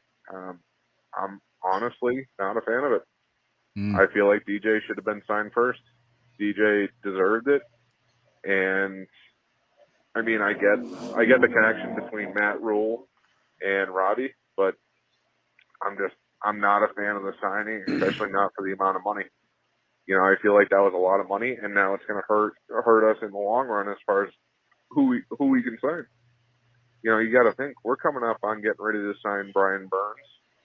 I know it's another year or 2 out, but I mean, we got some key players that we're going to have to sign. And on top of that, a lot of the signings that we did this offseason, we pushed all the money into next year. We got time with DJ. I know we don't have too many multi-year players that we signed, but we pushed a lot of the money between restructuring and the new signs into next year, and that's going to hurt us in the long run. So I'm not really a huge fan. I mean, I like Robby, but I hope he comes to like the grass that we play on, because I know he wasn't a big fan of us swapping up the turf. But which he should, because he's track star. Great. Nick, you know what is that I've been kind of rooting for the Robby. I've liked Robby Anderson a lot since he got here. But I think he brings some valid points up. Right. I mean, and it's fair. They're fair points. Is we did sink some significant costs into this. I think the good news is the length of the deal, right? Is that you're getting a guy who you're saying you've done a lot for us. We're trying to take care of you too. And he is not going to, as long as his fear is probably getting hurt this year and going and laying it out all on the line and then being tossed to the wayside. Now he can kind of go lay it out on the line and feel comfortable about eating next year. So, but I do think he brings up a lot of good points. But DJ Moore, we got some time with him. We have the luxury of time. One of the things I did want to bring up before we go to next call, Cody, did your side of your lips touch your ears when Tim Jenkins said this is feast or famine for Sam Darnold? Oh yeah, dude. Because I've been saying this for how long now, that there is no mediocrity to this Panther football team this year. It's either gonna boom or it's gonna bust, and I think he shares that same sentiment. I think it's either gonna go really well or it's gonna go really bad. Hey, once again, shout out to the man that was here for another $5. Thank you, man. He says we draft all D, might be an old convo, while O-line especially needed work. Thoughts on that? Well, I kind of, when talking about this, I go back to something that Dave Gettleman once said, and all of his Gettleman-isms, is that you're just not ever going to have a bunch of depth at every position on your football team. The 53-man roster basically prohibits it.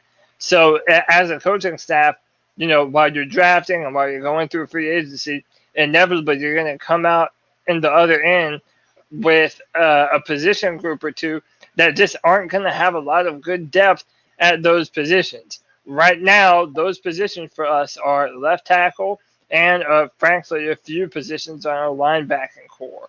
So, I really do think that our offensive line, the formation that we march out week 1 is not going to be what we finish the season with. And I don't think the one that we start with is going to be the best iteration of our offensive line, meaning we're probably going to have to go through some bumps and bruises before we realize truly what player goes where. That goes back to Matt Rule and his I-85 comparison.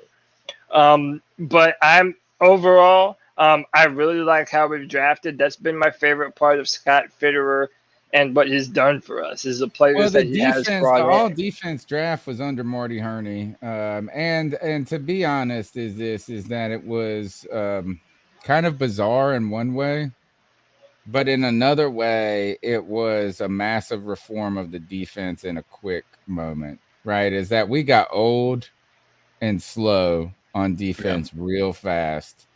And this is where, and this can happen overnight to teams, and it happened to us from like 2017 to 2018, 2018 to 2019. All of a sudden, they're handing out walkers, it felt like, and you just look slow. So that was like a radical surgery we did last year by doing all defense. But I don't believe that if Fitterer is here, we probably would do all. No, it was a radical surgery. It was an experimental surgery. And I hope his drafting turns out to be fantastic, because right now everybody's super excited about these draft picks, right? And I do think that there's not a large potential for bust on JC. Like JC Horn is probably not going to bust unless he just gets injured, right? And that would be the only way. It seems like he's got all the tools to be just a beast. And Terrace, walk out on the Terrace Marshall Jr. So right now, those two players give you such a luxury to make this draft great no matter what. Yeah. By the way, Albert Breer put out some tweets today pertaining to the Panthers, and he actually mentioned 5 things, and a lot of what you just said was on there. He said, number 1, Christian McCaffrey looks like he's 100% back, which is huge for Sam Darnold, who made progress, seeming to feel better, faster, with coaches tailoring the O to him. Number 2 was rookie Terrace Marshall. His ceiling is tremendously high. He's big, and he's excelled on contested catches. His number 3 point was the guy that you just mentioned. J.C. Horn is as advertised. Nothing's too big for him. He's playing with edge and fire. But he may not be the only rookie contributing big on D. Keep an eye out for defensive tackle Davion Nixon, who we have all been saying is a guy that could surprise a lot for us this year. Then a surprise mentioned by him is he says, Yatur Gross-Matos looks like he's grown up. Should help take pressure off of Burns and Reddick. And this is a guy I've been hopeful for a long time. That he could start up and be that defensive end opposite of Brian Burns, and he could really hold it down on that side. His final take was Jets cast off Frankie Louvu emerged as a camp dark horse, and the Panthers could use his help at linebacker. That spot and left tackle are probably the two biggest question marks on what's a much deeper, more talented roster than the team had last year. So, Tony, there are definitely those in the media who do think that we have the potential to be a very good team this year. Certainly better than last. It's all going to be about, the NFL is all about injuries and depth, right? Is that if you could trot out your players and they did what you thought on paper all year, then everybody would be great. The problem is people get hurt, things don't go your way, and you need other guys to step in and excel when their number is called. So 252-228-5098, that's our number. My podcast brothers, how y'all doing? G. Cavassier. What's up, G? What up, G? I haven't called in a while, but hey, I've been busy, Hey, man, I watched. It's all love, bro. So, man, when we face the Ravens, man, and to me, we look decent and everything, and I'm not getting all bent out of shape for a preseason game or that Colts game. 2 preseason games. It's just preseason. So Panther fans, calm the hell down. That's right. And New Orleans Saints fans, I see y'all on Facebook and shit talking about, oh, Jameis Winston, he looks really good. Calm the fuck down. Oh, yeah, we should talk about that. Hey, I got a question for you guys. I'm really excited about the Perryman signing, that dude that came from the Chargers, Perryman, but this dude cannot stay healthy. Jermaine Carter has stepped up. We still got Shaq Thompson back there, and that one dude that we got from the Jets, Luvu, whatever his damn name is. Hey, man, my question to you guys is, if Perryman cannot go, who do you see playing the middle linebacker? You think it'll be Carter? You think it'll be Luvu? I seriously doubt they'll put Shaq in the middle. I don't know. Give me a take on that, fellas. Keep pounding. Keep pounding. I mean, Luvu is the name, bro. Luvu Yeah. is like all of a sudden an exciting name, and I think it's Jermaine Carter's Jr.'s time to do what Mike Davis did last year. I mean, Matt Rule confirmed it. He confirmed it today that Jermaine Carter Jr. is indeed our starting Mike linebacker. So, I mean, there really isn't too much to worry about. I don't expect too much of anything from Denzel Perryman this year. If I'm being frank, and I know we don't want to hear this, and I know this is going to be a very unpopular take, but dude, he could end up being another tired Whitehead, man. Like, especially if he's never going to see the field. Like, how is he even getting meaningful reps to know where his body is supposed to be on a given play if he's not even out there playing enough? Like, if we're going to see anything from this man, it isn't going to be anytime soon. So, yeah, it's probably my least favorite signing that the Panthers have made thus far. And it's between him and Cam Irving, but still, we still have to see what they do. I did want to bring up the Saints with y'all. Did either of you look at any of the highlights or look at anything that happened last night from the No, but I told Saints you Taysom Hill was a game? bum the whole time, and it turns out that was true. Okay, so one, hold off on the bum shit. Number two, I'm going to go back to what Tim Jenkins said, that a lot of it is who's playing with the ones, who's playing with the twos, okay? And I think that plays a lot into it too. But also, Jameis Winston, he definitely opens up that deep ball for them. And my thing is this. I think that we need to have a discussion about the New Orleans Saints, because as much as we might not want to say it out loud, I kind of don't think that this team is going to just be another rebuilding football team that we're all expecting them to be this year. Just another team kind of in flux in the NFC South.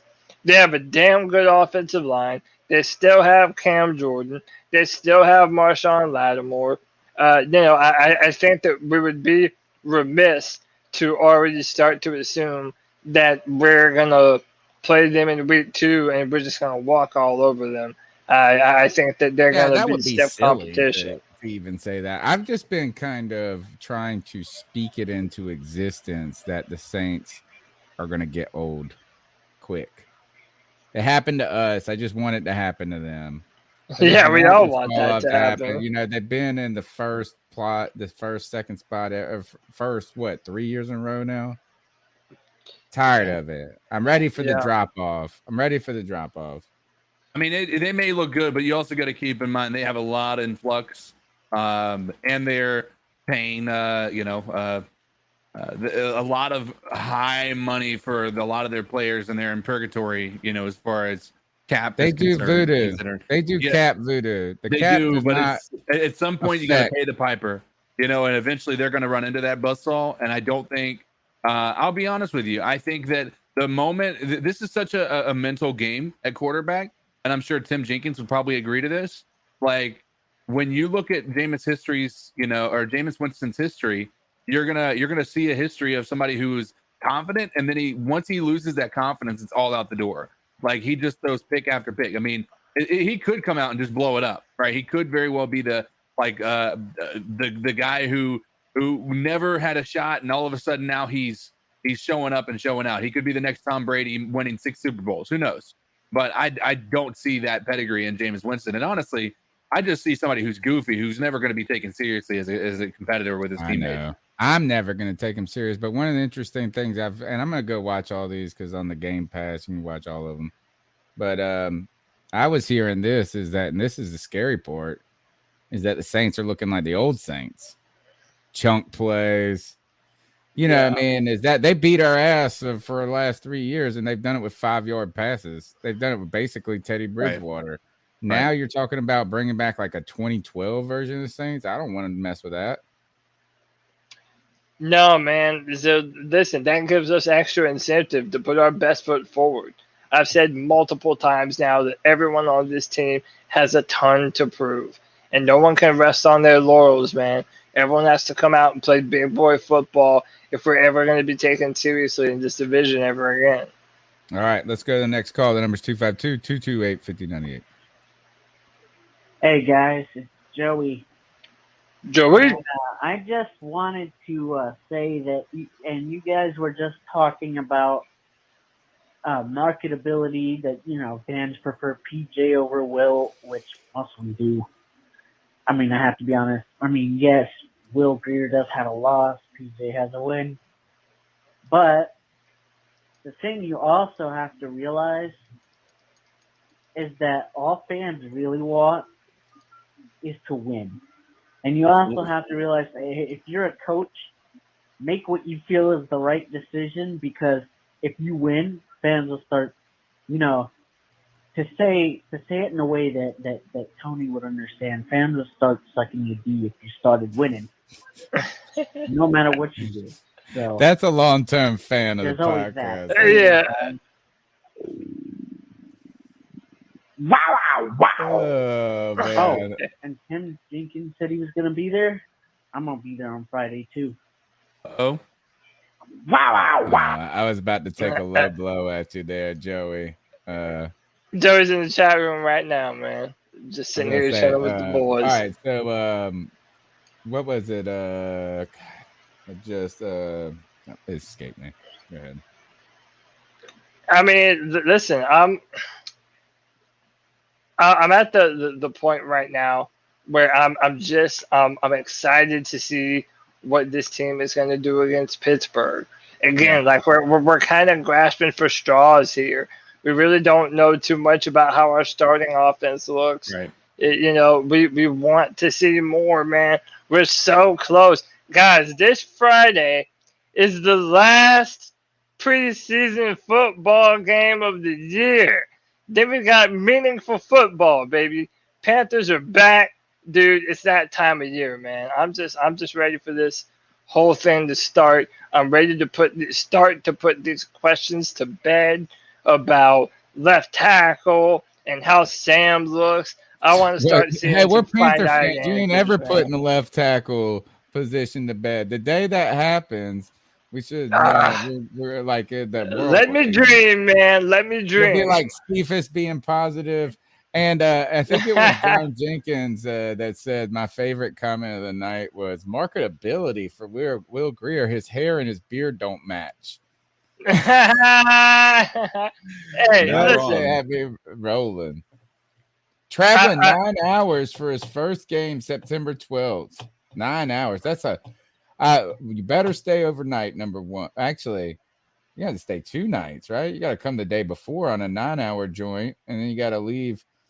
Hardest part about going to a game for me is it's a 4-hour drive, and you have to do it it's a day and a half at the minimum. Like if you, I mean, it's possible to leave in the morning and come back at night. It's such an awful day, but I usually go on Saturday and have to come back after the game and try to make work on Monday, and that's miserable too.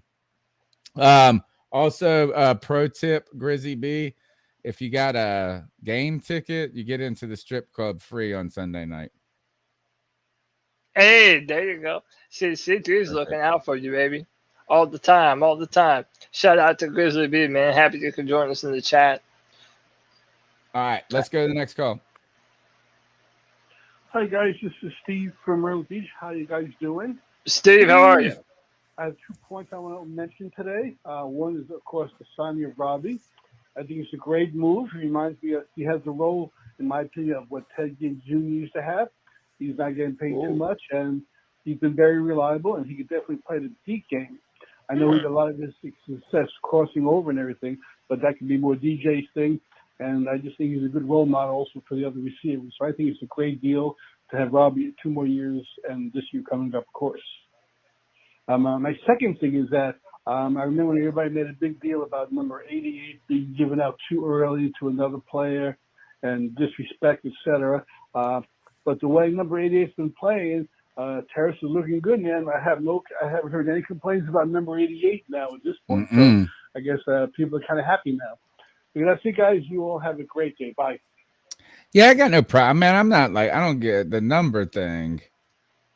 Unless that, you know what, I'm gonna say this is I ain't even ready to retire a number in Carolina until we got a Super Bowl.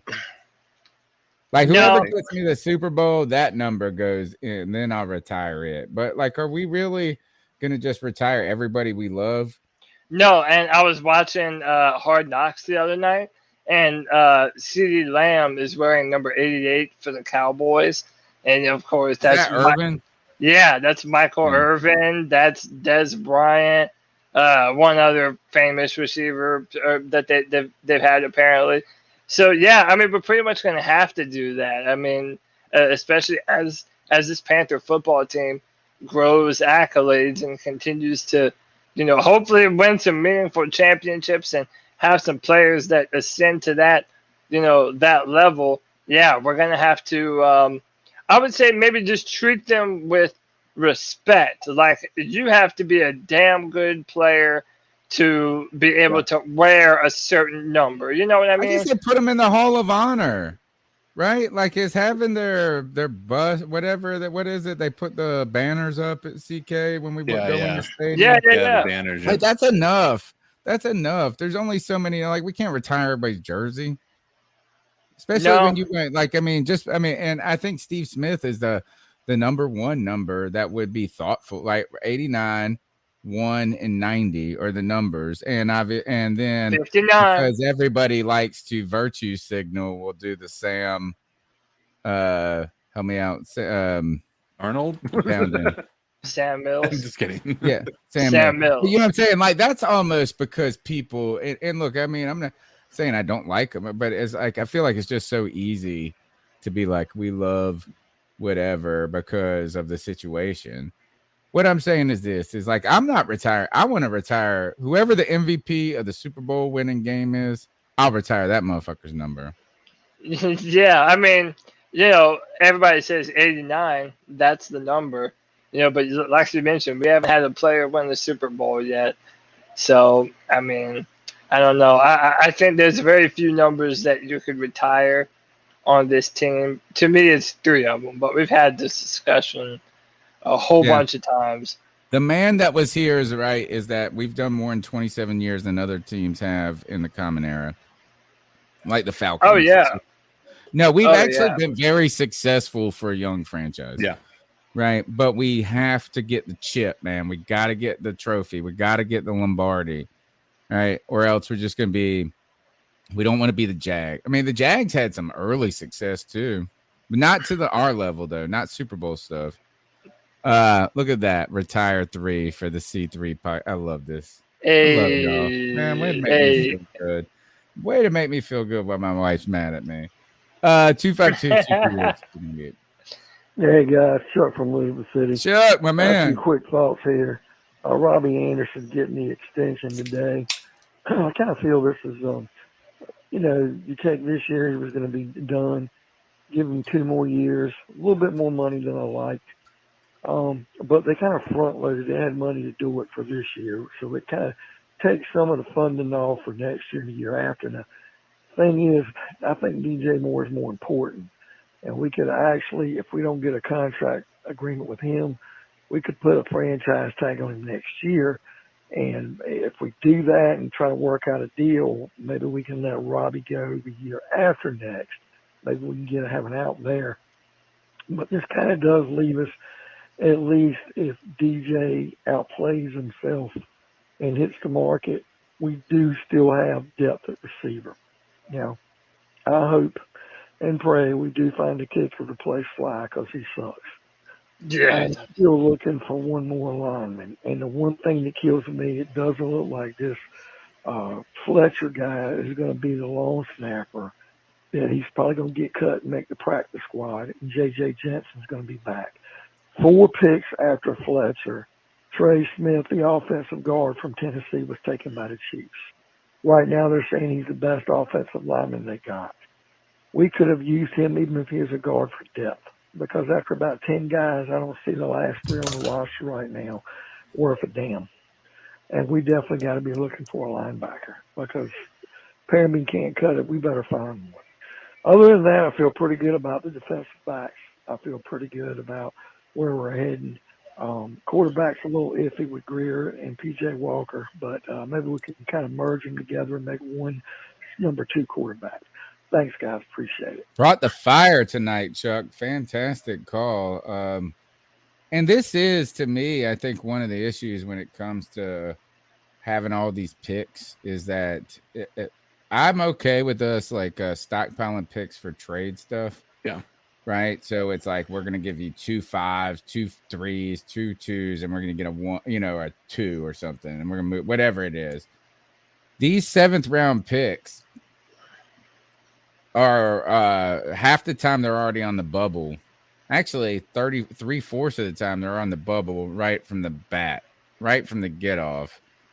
And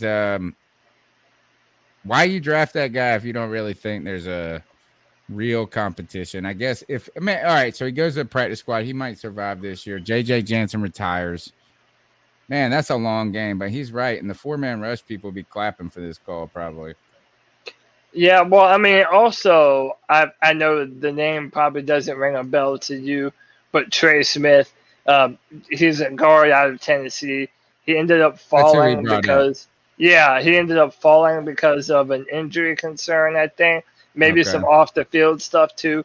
But I just remember watching the dude's film, and I had him ranked in my top 100 players in the draft. Like, the guy was an absolute mauler.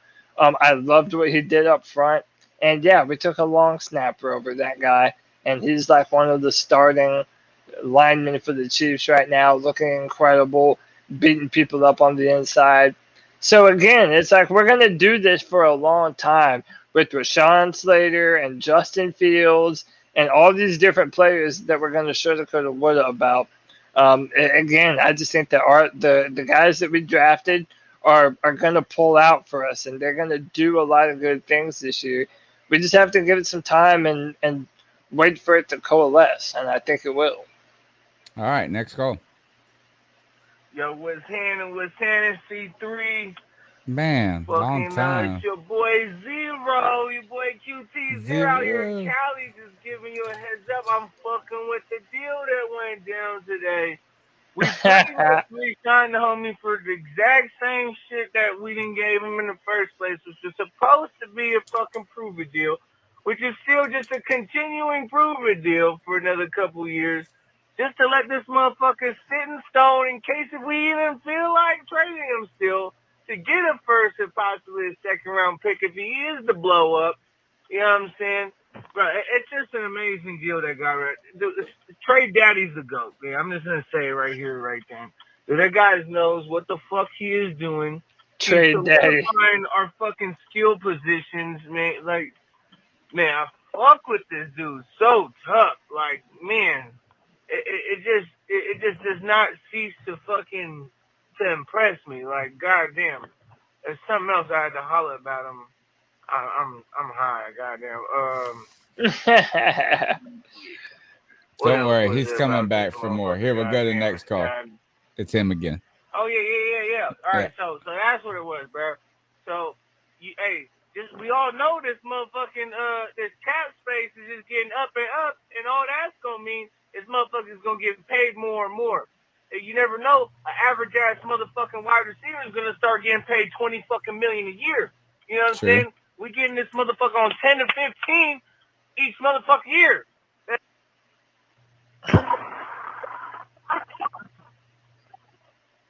Call breaking up, and there's a third one in the hole, but that kind of goes back to if you like a player, why wait? Yeah. You know, I mean, and this was my argument for Taylor Moton all along. We should have gotten this done a year earlier. And it's cheaper. You know what I'm saying? It's cheaper because you beat the inflation. Right. Everything's inflating. No matter what, it's going to go up. I mean, think about what it is. And you know, the one time we did this right was with Cam Newton. We signed Cam Newton a year earlier than we had to in 2015, before the 2015 season. It goes out and plays fucking NFL MVP. Everybody's like, oh, he's going to get paid. He's going to get it.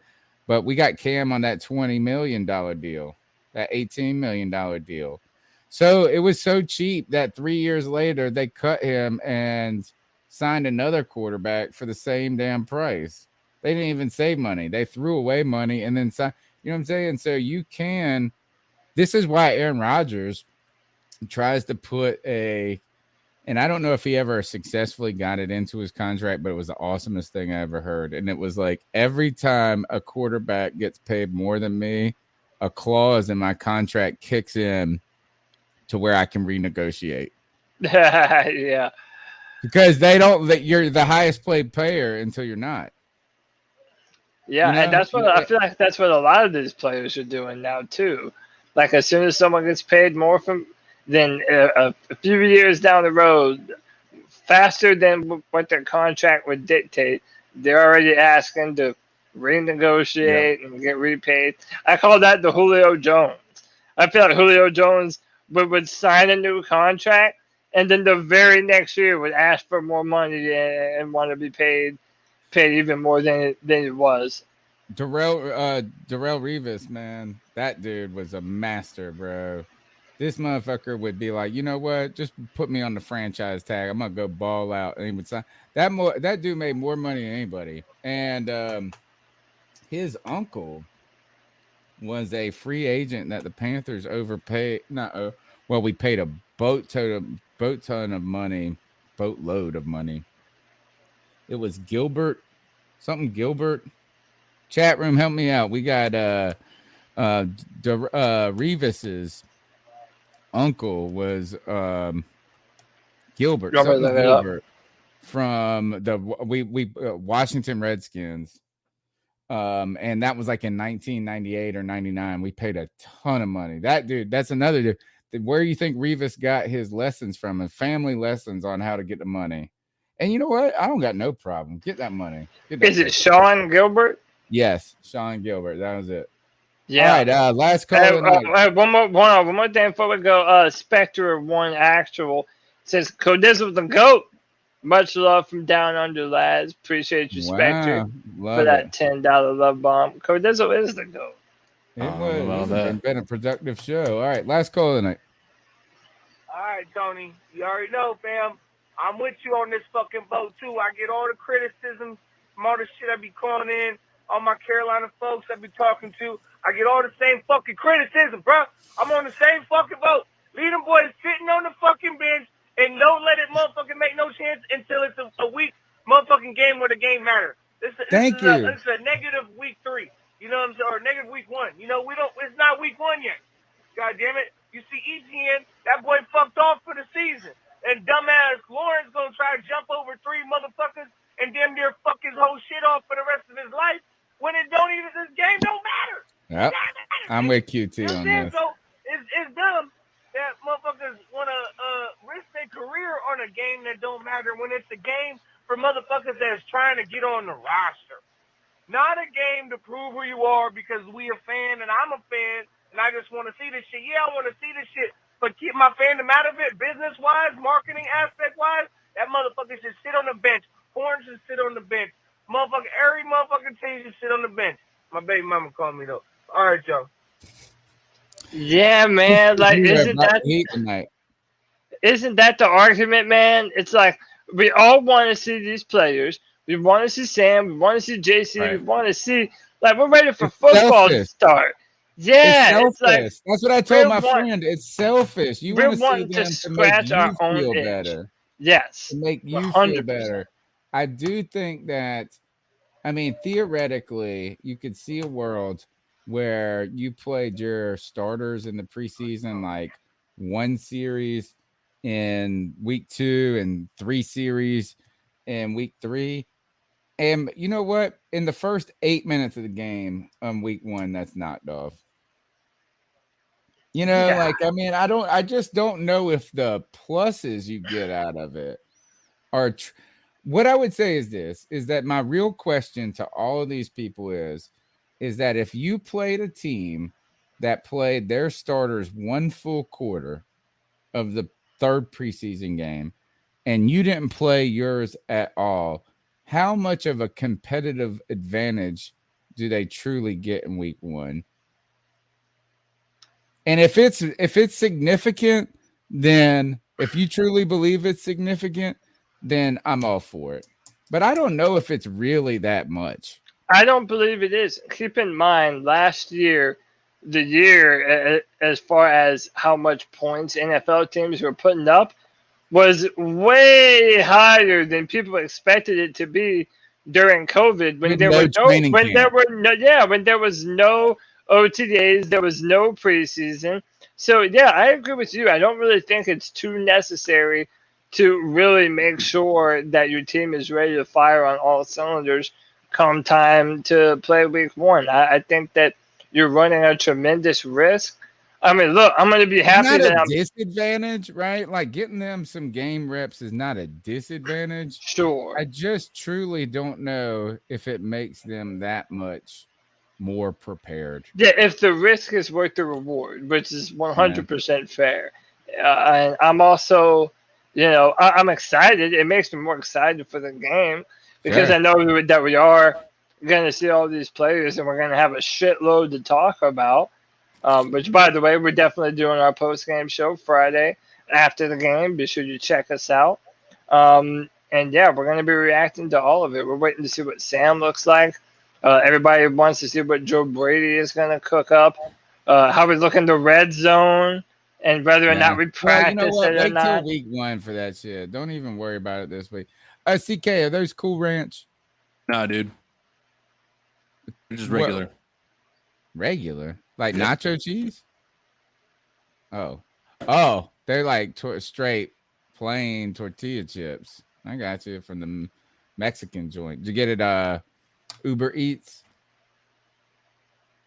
Yeah. No sponsorship here for them, jerks, but you can sponsor us by smashing the thumbs up button, subscribing to the show, checking us out on all the major podcasting outlets, wherever the hell you get it. iTunes, TuneIn, Stitcher, Google, whatever. You can find us Tuesday nights, Friday nights, Thursday, Saturday. We're about to be all over the place. I'm about to call people. I almost called you up, Cody. I was like, I didn't have nothing to do. I was like, you just want to watch every play of JC Horn and talk about it. It's like I was going to do something like that. Like, anyway, that's the C3 Panthers podcast. A great guest tonight, Tim Jenkins. the last segment of the show, since we've talked about all the news and notes you could possibly think of. We didn't talk about the. I was going to talk about the Steelers, what we want to see. Actually, I'll ask you one question. Each of you gets to say one thing. What's one thing you want to see against the Steelers, Week 3, or final preseason game? One thing in particular, I'll say, is I want to see Dan Arnold. I want to see the same connection I like that answer. that we've been hearing about in training camp. Is that Sam Darnold has apparently made a really good connection with Dan Arnold. Darnold to Arnold is what we're all ready to love and type in the chat and type on Twitter. So I'll be interested to see if that same connection transfers over to game day. And again, it might seem boring, but I swear I'm looking at most of the same players all the time. I want to continue to see improvement from Brady Christensen and Deontay Brown because I believe they're going to be starting for us at some point this year. I want to see more from Frankie Louvu and Arturo Gross-Matos. I want to continue to see improvement from these guys because I think they've done a good job at showing decent improvement just in these 2 preseason games. So I just want to see that continued trend. And obviously Sam, that's all of our picks. Like we all want to see Sam. We all want to see Sam play well. I think that's a given too. So, right. CK, anything you're looking for? I mean, right now, I think it's going to be a matter of how this defense is going to handle a seemingly rejuvenated Big Ben, who is going to be able to read touchdowns. Who's going to be able to read the defense with apparently a very explosive running back now. Hey, I really think you got to keep in mind too, we're going to be going against the Steelers, who have some of the best defenses out there.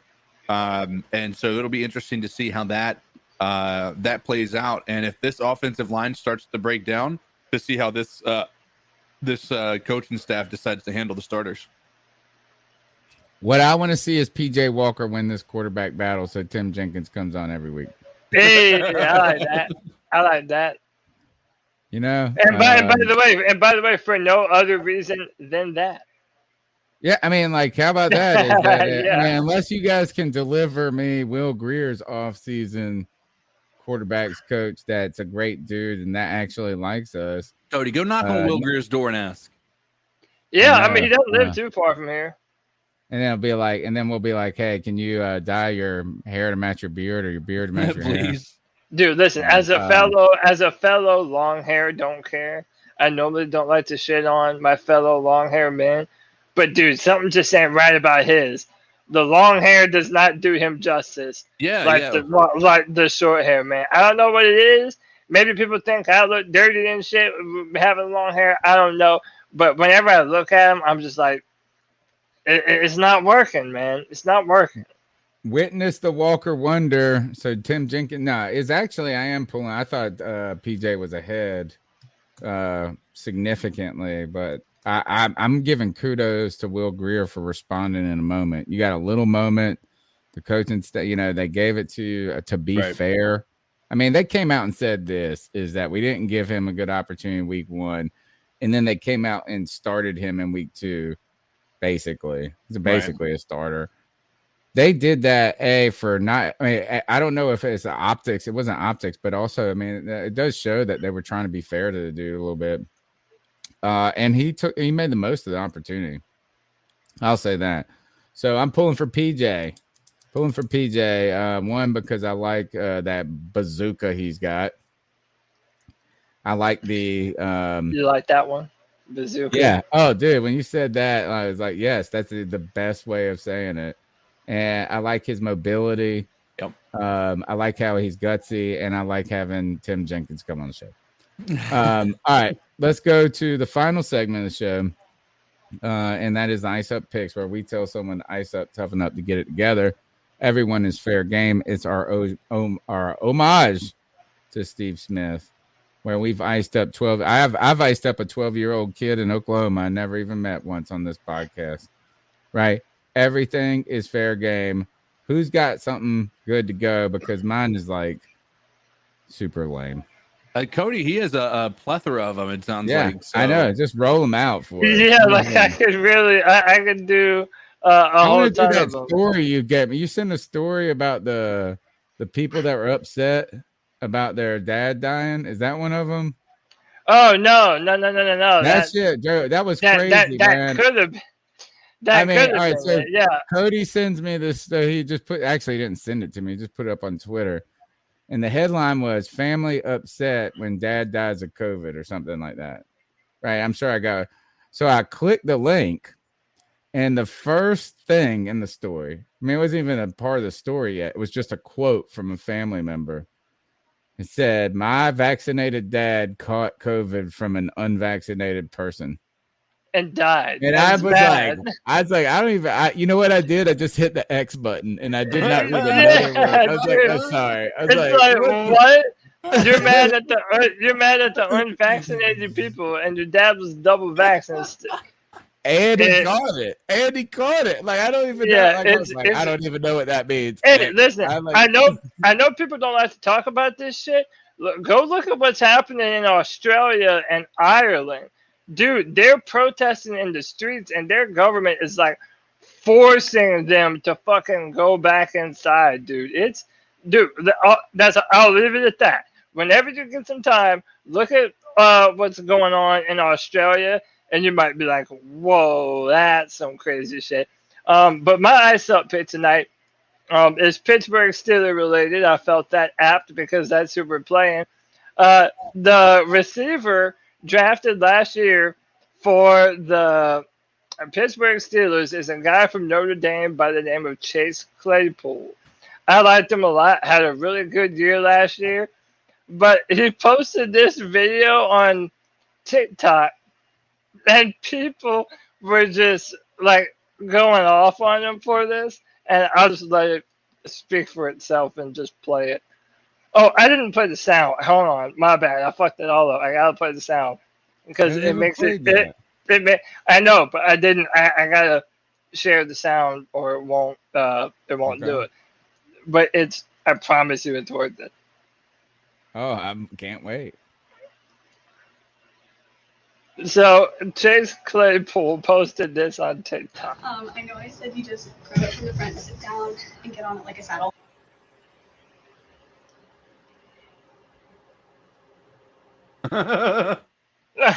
Dude, I like the guy more already. Right? Dude, people were going off at him, and I'm like, dude, I'm icing up all the people that were getting mad at this. Like, dude, this guy is clearly making a joke. Like, is that not allowed anymore? Is that the world that we live in? That's exactly what TikTok was made for. I know, dude. I saw that, and there was like a bunch of people that were like, one more time. I want to see it one more time, just because I want to see this girl. I know I said you just grab it from the front, sit down, and get on it like a saddle. Hey, it's funny. I think it's great. How did he take any flack? I know I. Oh, he's sexist, and oh, that's an offensive joke. All this stuff, man. I wonder if, like, I know we don't have a bunch of women in the chat room right now. We normally don't. We have this select few. But, like, do women see this shit and get offended? I don't know. I would love to probe. I don't know who's getting offended by this, but I thought it was hilarious. There was nothing to be offended there. Like zero. I thought That's it was actually what the internet was invented for. That Right. was It's like why absolutely the internet was invented. The most hysterical thing about that is the people that are actually spending money, at least 90% of the people that are spending money for like merchandise or game tickets, things like that, 90% of them are men anyway. Like you're already in a position where you're like in most women, in my opinion, are probably going to think that's pretty funny as well. Hey, listen, I asked for a woman in the chat room, and we got one. Kieran Choi came in and says, I thought it was hilarious. See, there's only a select few people on the internet that get mad at something and blow it into something that's completely out of proportion, and then they want to act like their opinion represents everyone's Right. opinion. I'm more mad about this dental hygienist making the TikToks on the job or whatever she was. Like, what is she like? I mean, you know what I'm saying? Like, She I'm might with have been my the dentist. man. That was very sexist. She might have been a surgical tech. She might have been a surgeon. I don't know. You're right. I don't care. But all right, hit us with another one, Cody. You said you had a litany of them. All right, you want another one? I can do that. So, you know who's very easy to ice up? Kevin Trudeau. And it's kind of along the same lines because it's basically like it's pandering. Like you like when I say that people go online and they virtue signal. Tell me that this is not amongst one of the dumbest fucking things that you've ever heard in your life. And it's just like pandering for the sake of pandering, and it just sounds so stupid.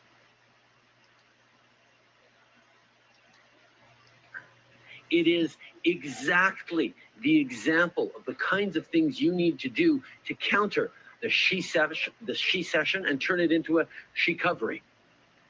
Fact is, the conservatives don't talk about that in their lengthy platform. So, in case you're wondering, I don't even know what does that mean? What the Never fuck heard did that this. asshole just say? He was, instead of saying a recession and a recovery, he changed it to she. We have to change the she session into a she covery. Why? Like that, dude, he's trying to be woke and lib and I'm pro feminine and I'm pro woman and you might have missed earlier, like last year, someone had gotten on to Justin Trudeau for saying something about mankind and that it was regressive because why's it gotta be mankind? Why can't it be womankind or people kind? Oh my God. ever since he got called out on that bullshit, he's in the media talking about that's funny that he does a that. she covery and a she One session. tweet made this guy do that. The funny thing is like I almost think in his mind he's just trolling.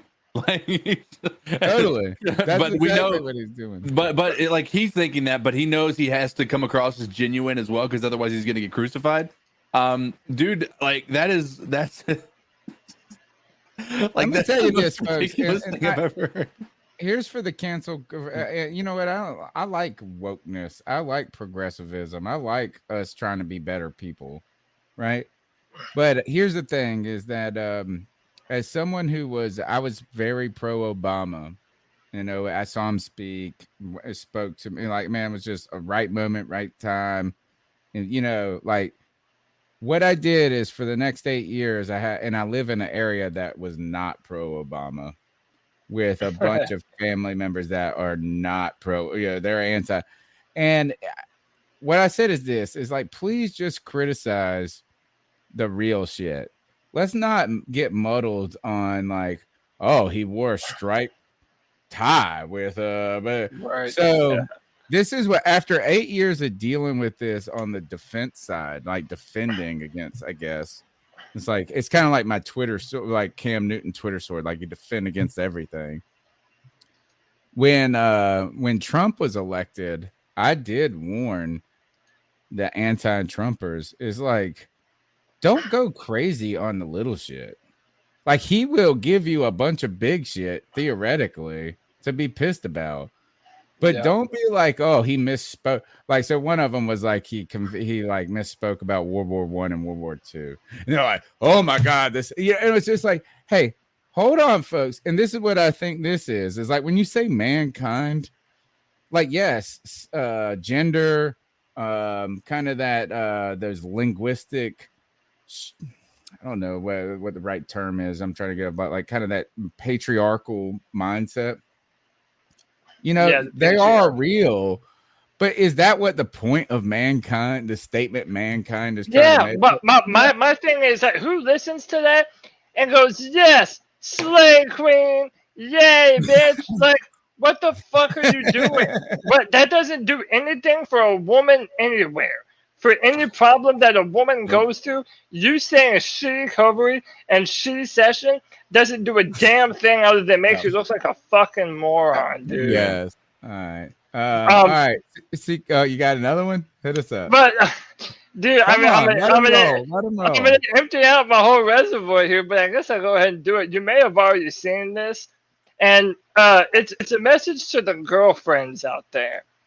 And that is, you have to realize, if you're out somewhere with your man and you start a fight with another man, I've seen this video. don't put your hands on the dude that you're fighting with, because now you're basically demanding that your boyfriend get in a fight to preserve your honor. And then shit like this happens. Shut up! Shut up! She told you to shut up. You shut up and get the fuck out. Oh, and the watch. Now everybody getting dropped. Oh! Night. Boyfriend got slapped. Oh, he's out. Damn, and it's like, She hit him first. and look, she's still trying to go up there and like start shit. I'm He's sorry, like, where baby. am I? Yeah, he's like, where the fuck am I right now? He held back. He was about to light her up too. I mean, look, that's pretty much it. Look, Heinz Field seems pretty lit. Hey man, listen, don't keep your hands I to didn't your watch damn that self. video closely. I've seen that thing floating around, and I just wasn't trying to get into the arguments everybody were having of it. You know what I'm saying? Because it was just like vitriol surrounding it. I didn't see that mug got put to sleep. And the main point should be, one, keep your fucking hands to yourself. Yeah. Okay. Then shit like this doesn't happen. Yeah. 100%. Like, yeah, I don't care if you're male or female. You should never attack another person, regardless of their gender, and expect no repercussions in return. Like, that's just not how the world works. No, not at all. That's All right, yeah, that's TK, you got to ice up. that's ridiculous. I'm gonna go. Unfortunately, and this doesn't make me feel any pleasure in doing this, but I've got to ice up Cam Newton. Oh man, for this vaccination shit, dude. Like, regardless of whether he wants to be vaccinated or not, right? I'm icing it up, and whether it's his fault or New England intentionally did it, or the league was just being very, hush hush on the rules, and like it allowed them to not actually follow the things that they were supposed to. Basically, for those that don't know right now, Cam Newton is not a vaccinated player, and he hasn't spoken out against it or anything like that. Not like Cole Beasley has. But it sounds like there is probably like a decision he is making to not be vaccinated. Okay. And there are rules within the NFL that say unvaccinated players have to be tested there and not anywhere else. And so from the understanding that we've gathered is Cam Newton had gone out of this facility to be tested elsewhere or something like that. So tested maybe for something medical or whatnot. There's not a lot of details on that. And the rules are that he cannot be around he has to remain outside of the building for 5 days and then pass multiple, COVID negative tests before he's able to come back. Now, why I'm icing Cam Newton up for this is because right now, in the middle of a quarterback controversy that's happening in New England, where Mac Jones hasn't necessarily beaten Cam Newton, but he has gained a lot of ground on Cam Newton from when the training camp started to now. This is the last thing Cam wanted to have happen. So now you have a Patriots organization that's frustrated with you. You're not vaccinated, so you already are going to have even if they were to try to trade you, or if they were to try to even release you, you're going to have that moniker over top of you saying you're not vaccinated. I love Cam, but right now Cam is in a tough spot, and if Mac Jones comes out and outperforms what people expect him to, Cam Newton's not going to be the starter for the Patriots. So I'm going to have to say ice up Cam for the circumstances that he's found himself in. All right, my ice up pick goes to people that are selfish enough, and this is all humans, by the way, every single human, when we're selfish enough to take for granted what we got. And I'll put myself at the front of that line. The front of that line, homie. So, it's easy to, it's kind of like your health. You don't know it till you don't got it. Try to humble yourselves. Try not to be selfish. Try to remember the blessings you got in your life, because when they're gone, you miss them. So that's my ice up pick. It's the C3 Panthers podcast, brought to you by Carolina Cat Chronicles, where every Tuesday night we chop up the latest Panthers news and opinions from the fan perspective. We had a cool show tonight with Tim Jenkins. Thank you for that support. Witness the Walker Wonder, hopefully, so that will continue. Once he said, I'll come on every week, we're like, yep, sign you up. We'll see you next week. He was like, I wish I would have said that. So you can follow me on Twitter at @cat_chronicles. You can call into the show at 252-228-5098. This Friday, Cody, we will not be having a Friday free-for-all, but we will be having a post-game show as the Panthers trying out their starters for maybe an entire half or something close to that. Postseason game. Where can they get a post-game show?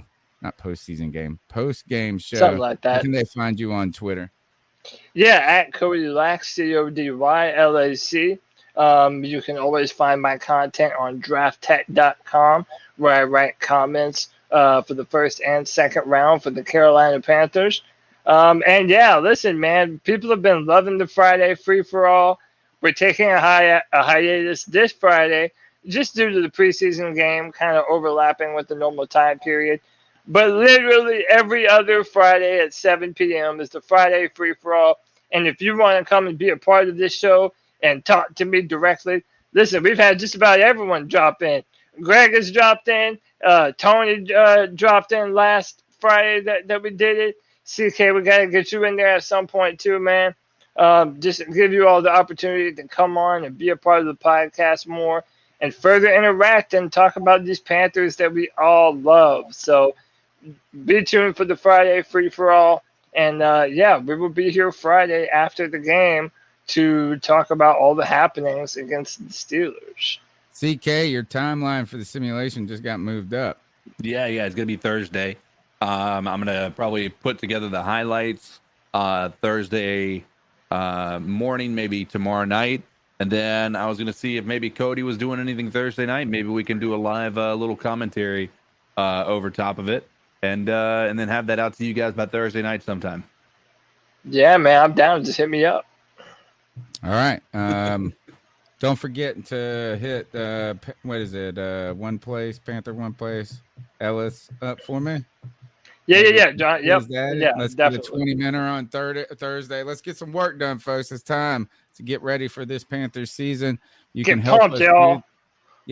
You can help us do that by just simply being a part of the show. Call in 252-228-5098. Smash the thumbs up button. Subscribe. Tell one friend about the show. That's the best thing, man. When you say, hey, I'm listening to this, love the show, and you mention another friend that ain't heard it, it's a big deal. That's how we grow, one person at a time. One person on the bus on the way to the game, hanging out with us. Let's add them. Until Thursday, Friday-ish, and a lot of days just coming up. Keep pounding, folks. Keep pounding. Get us out of here.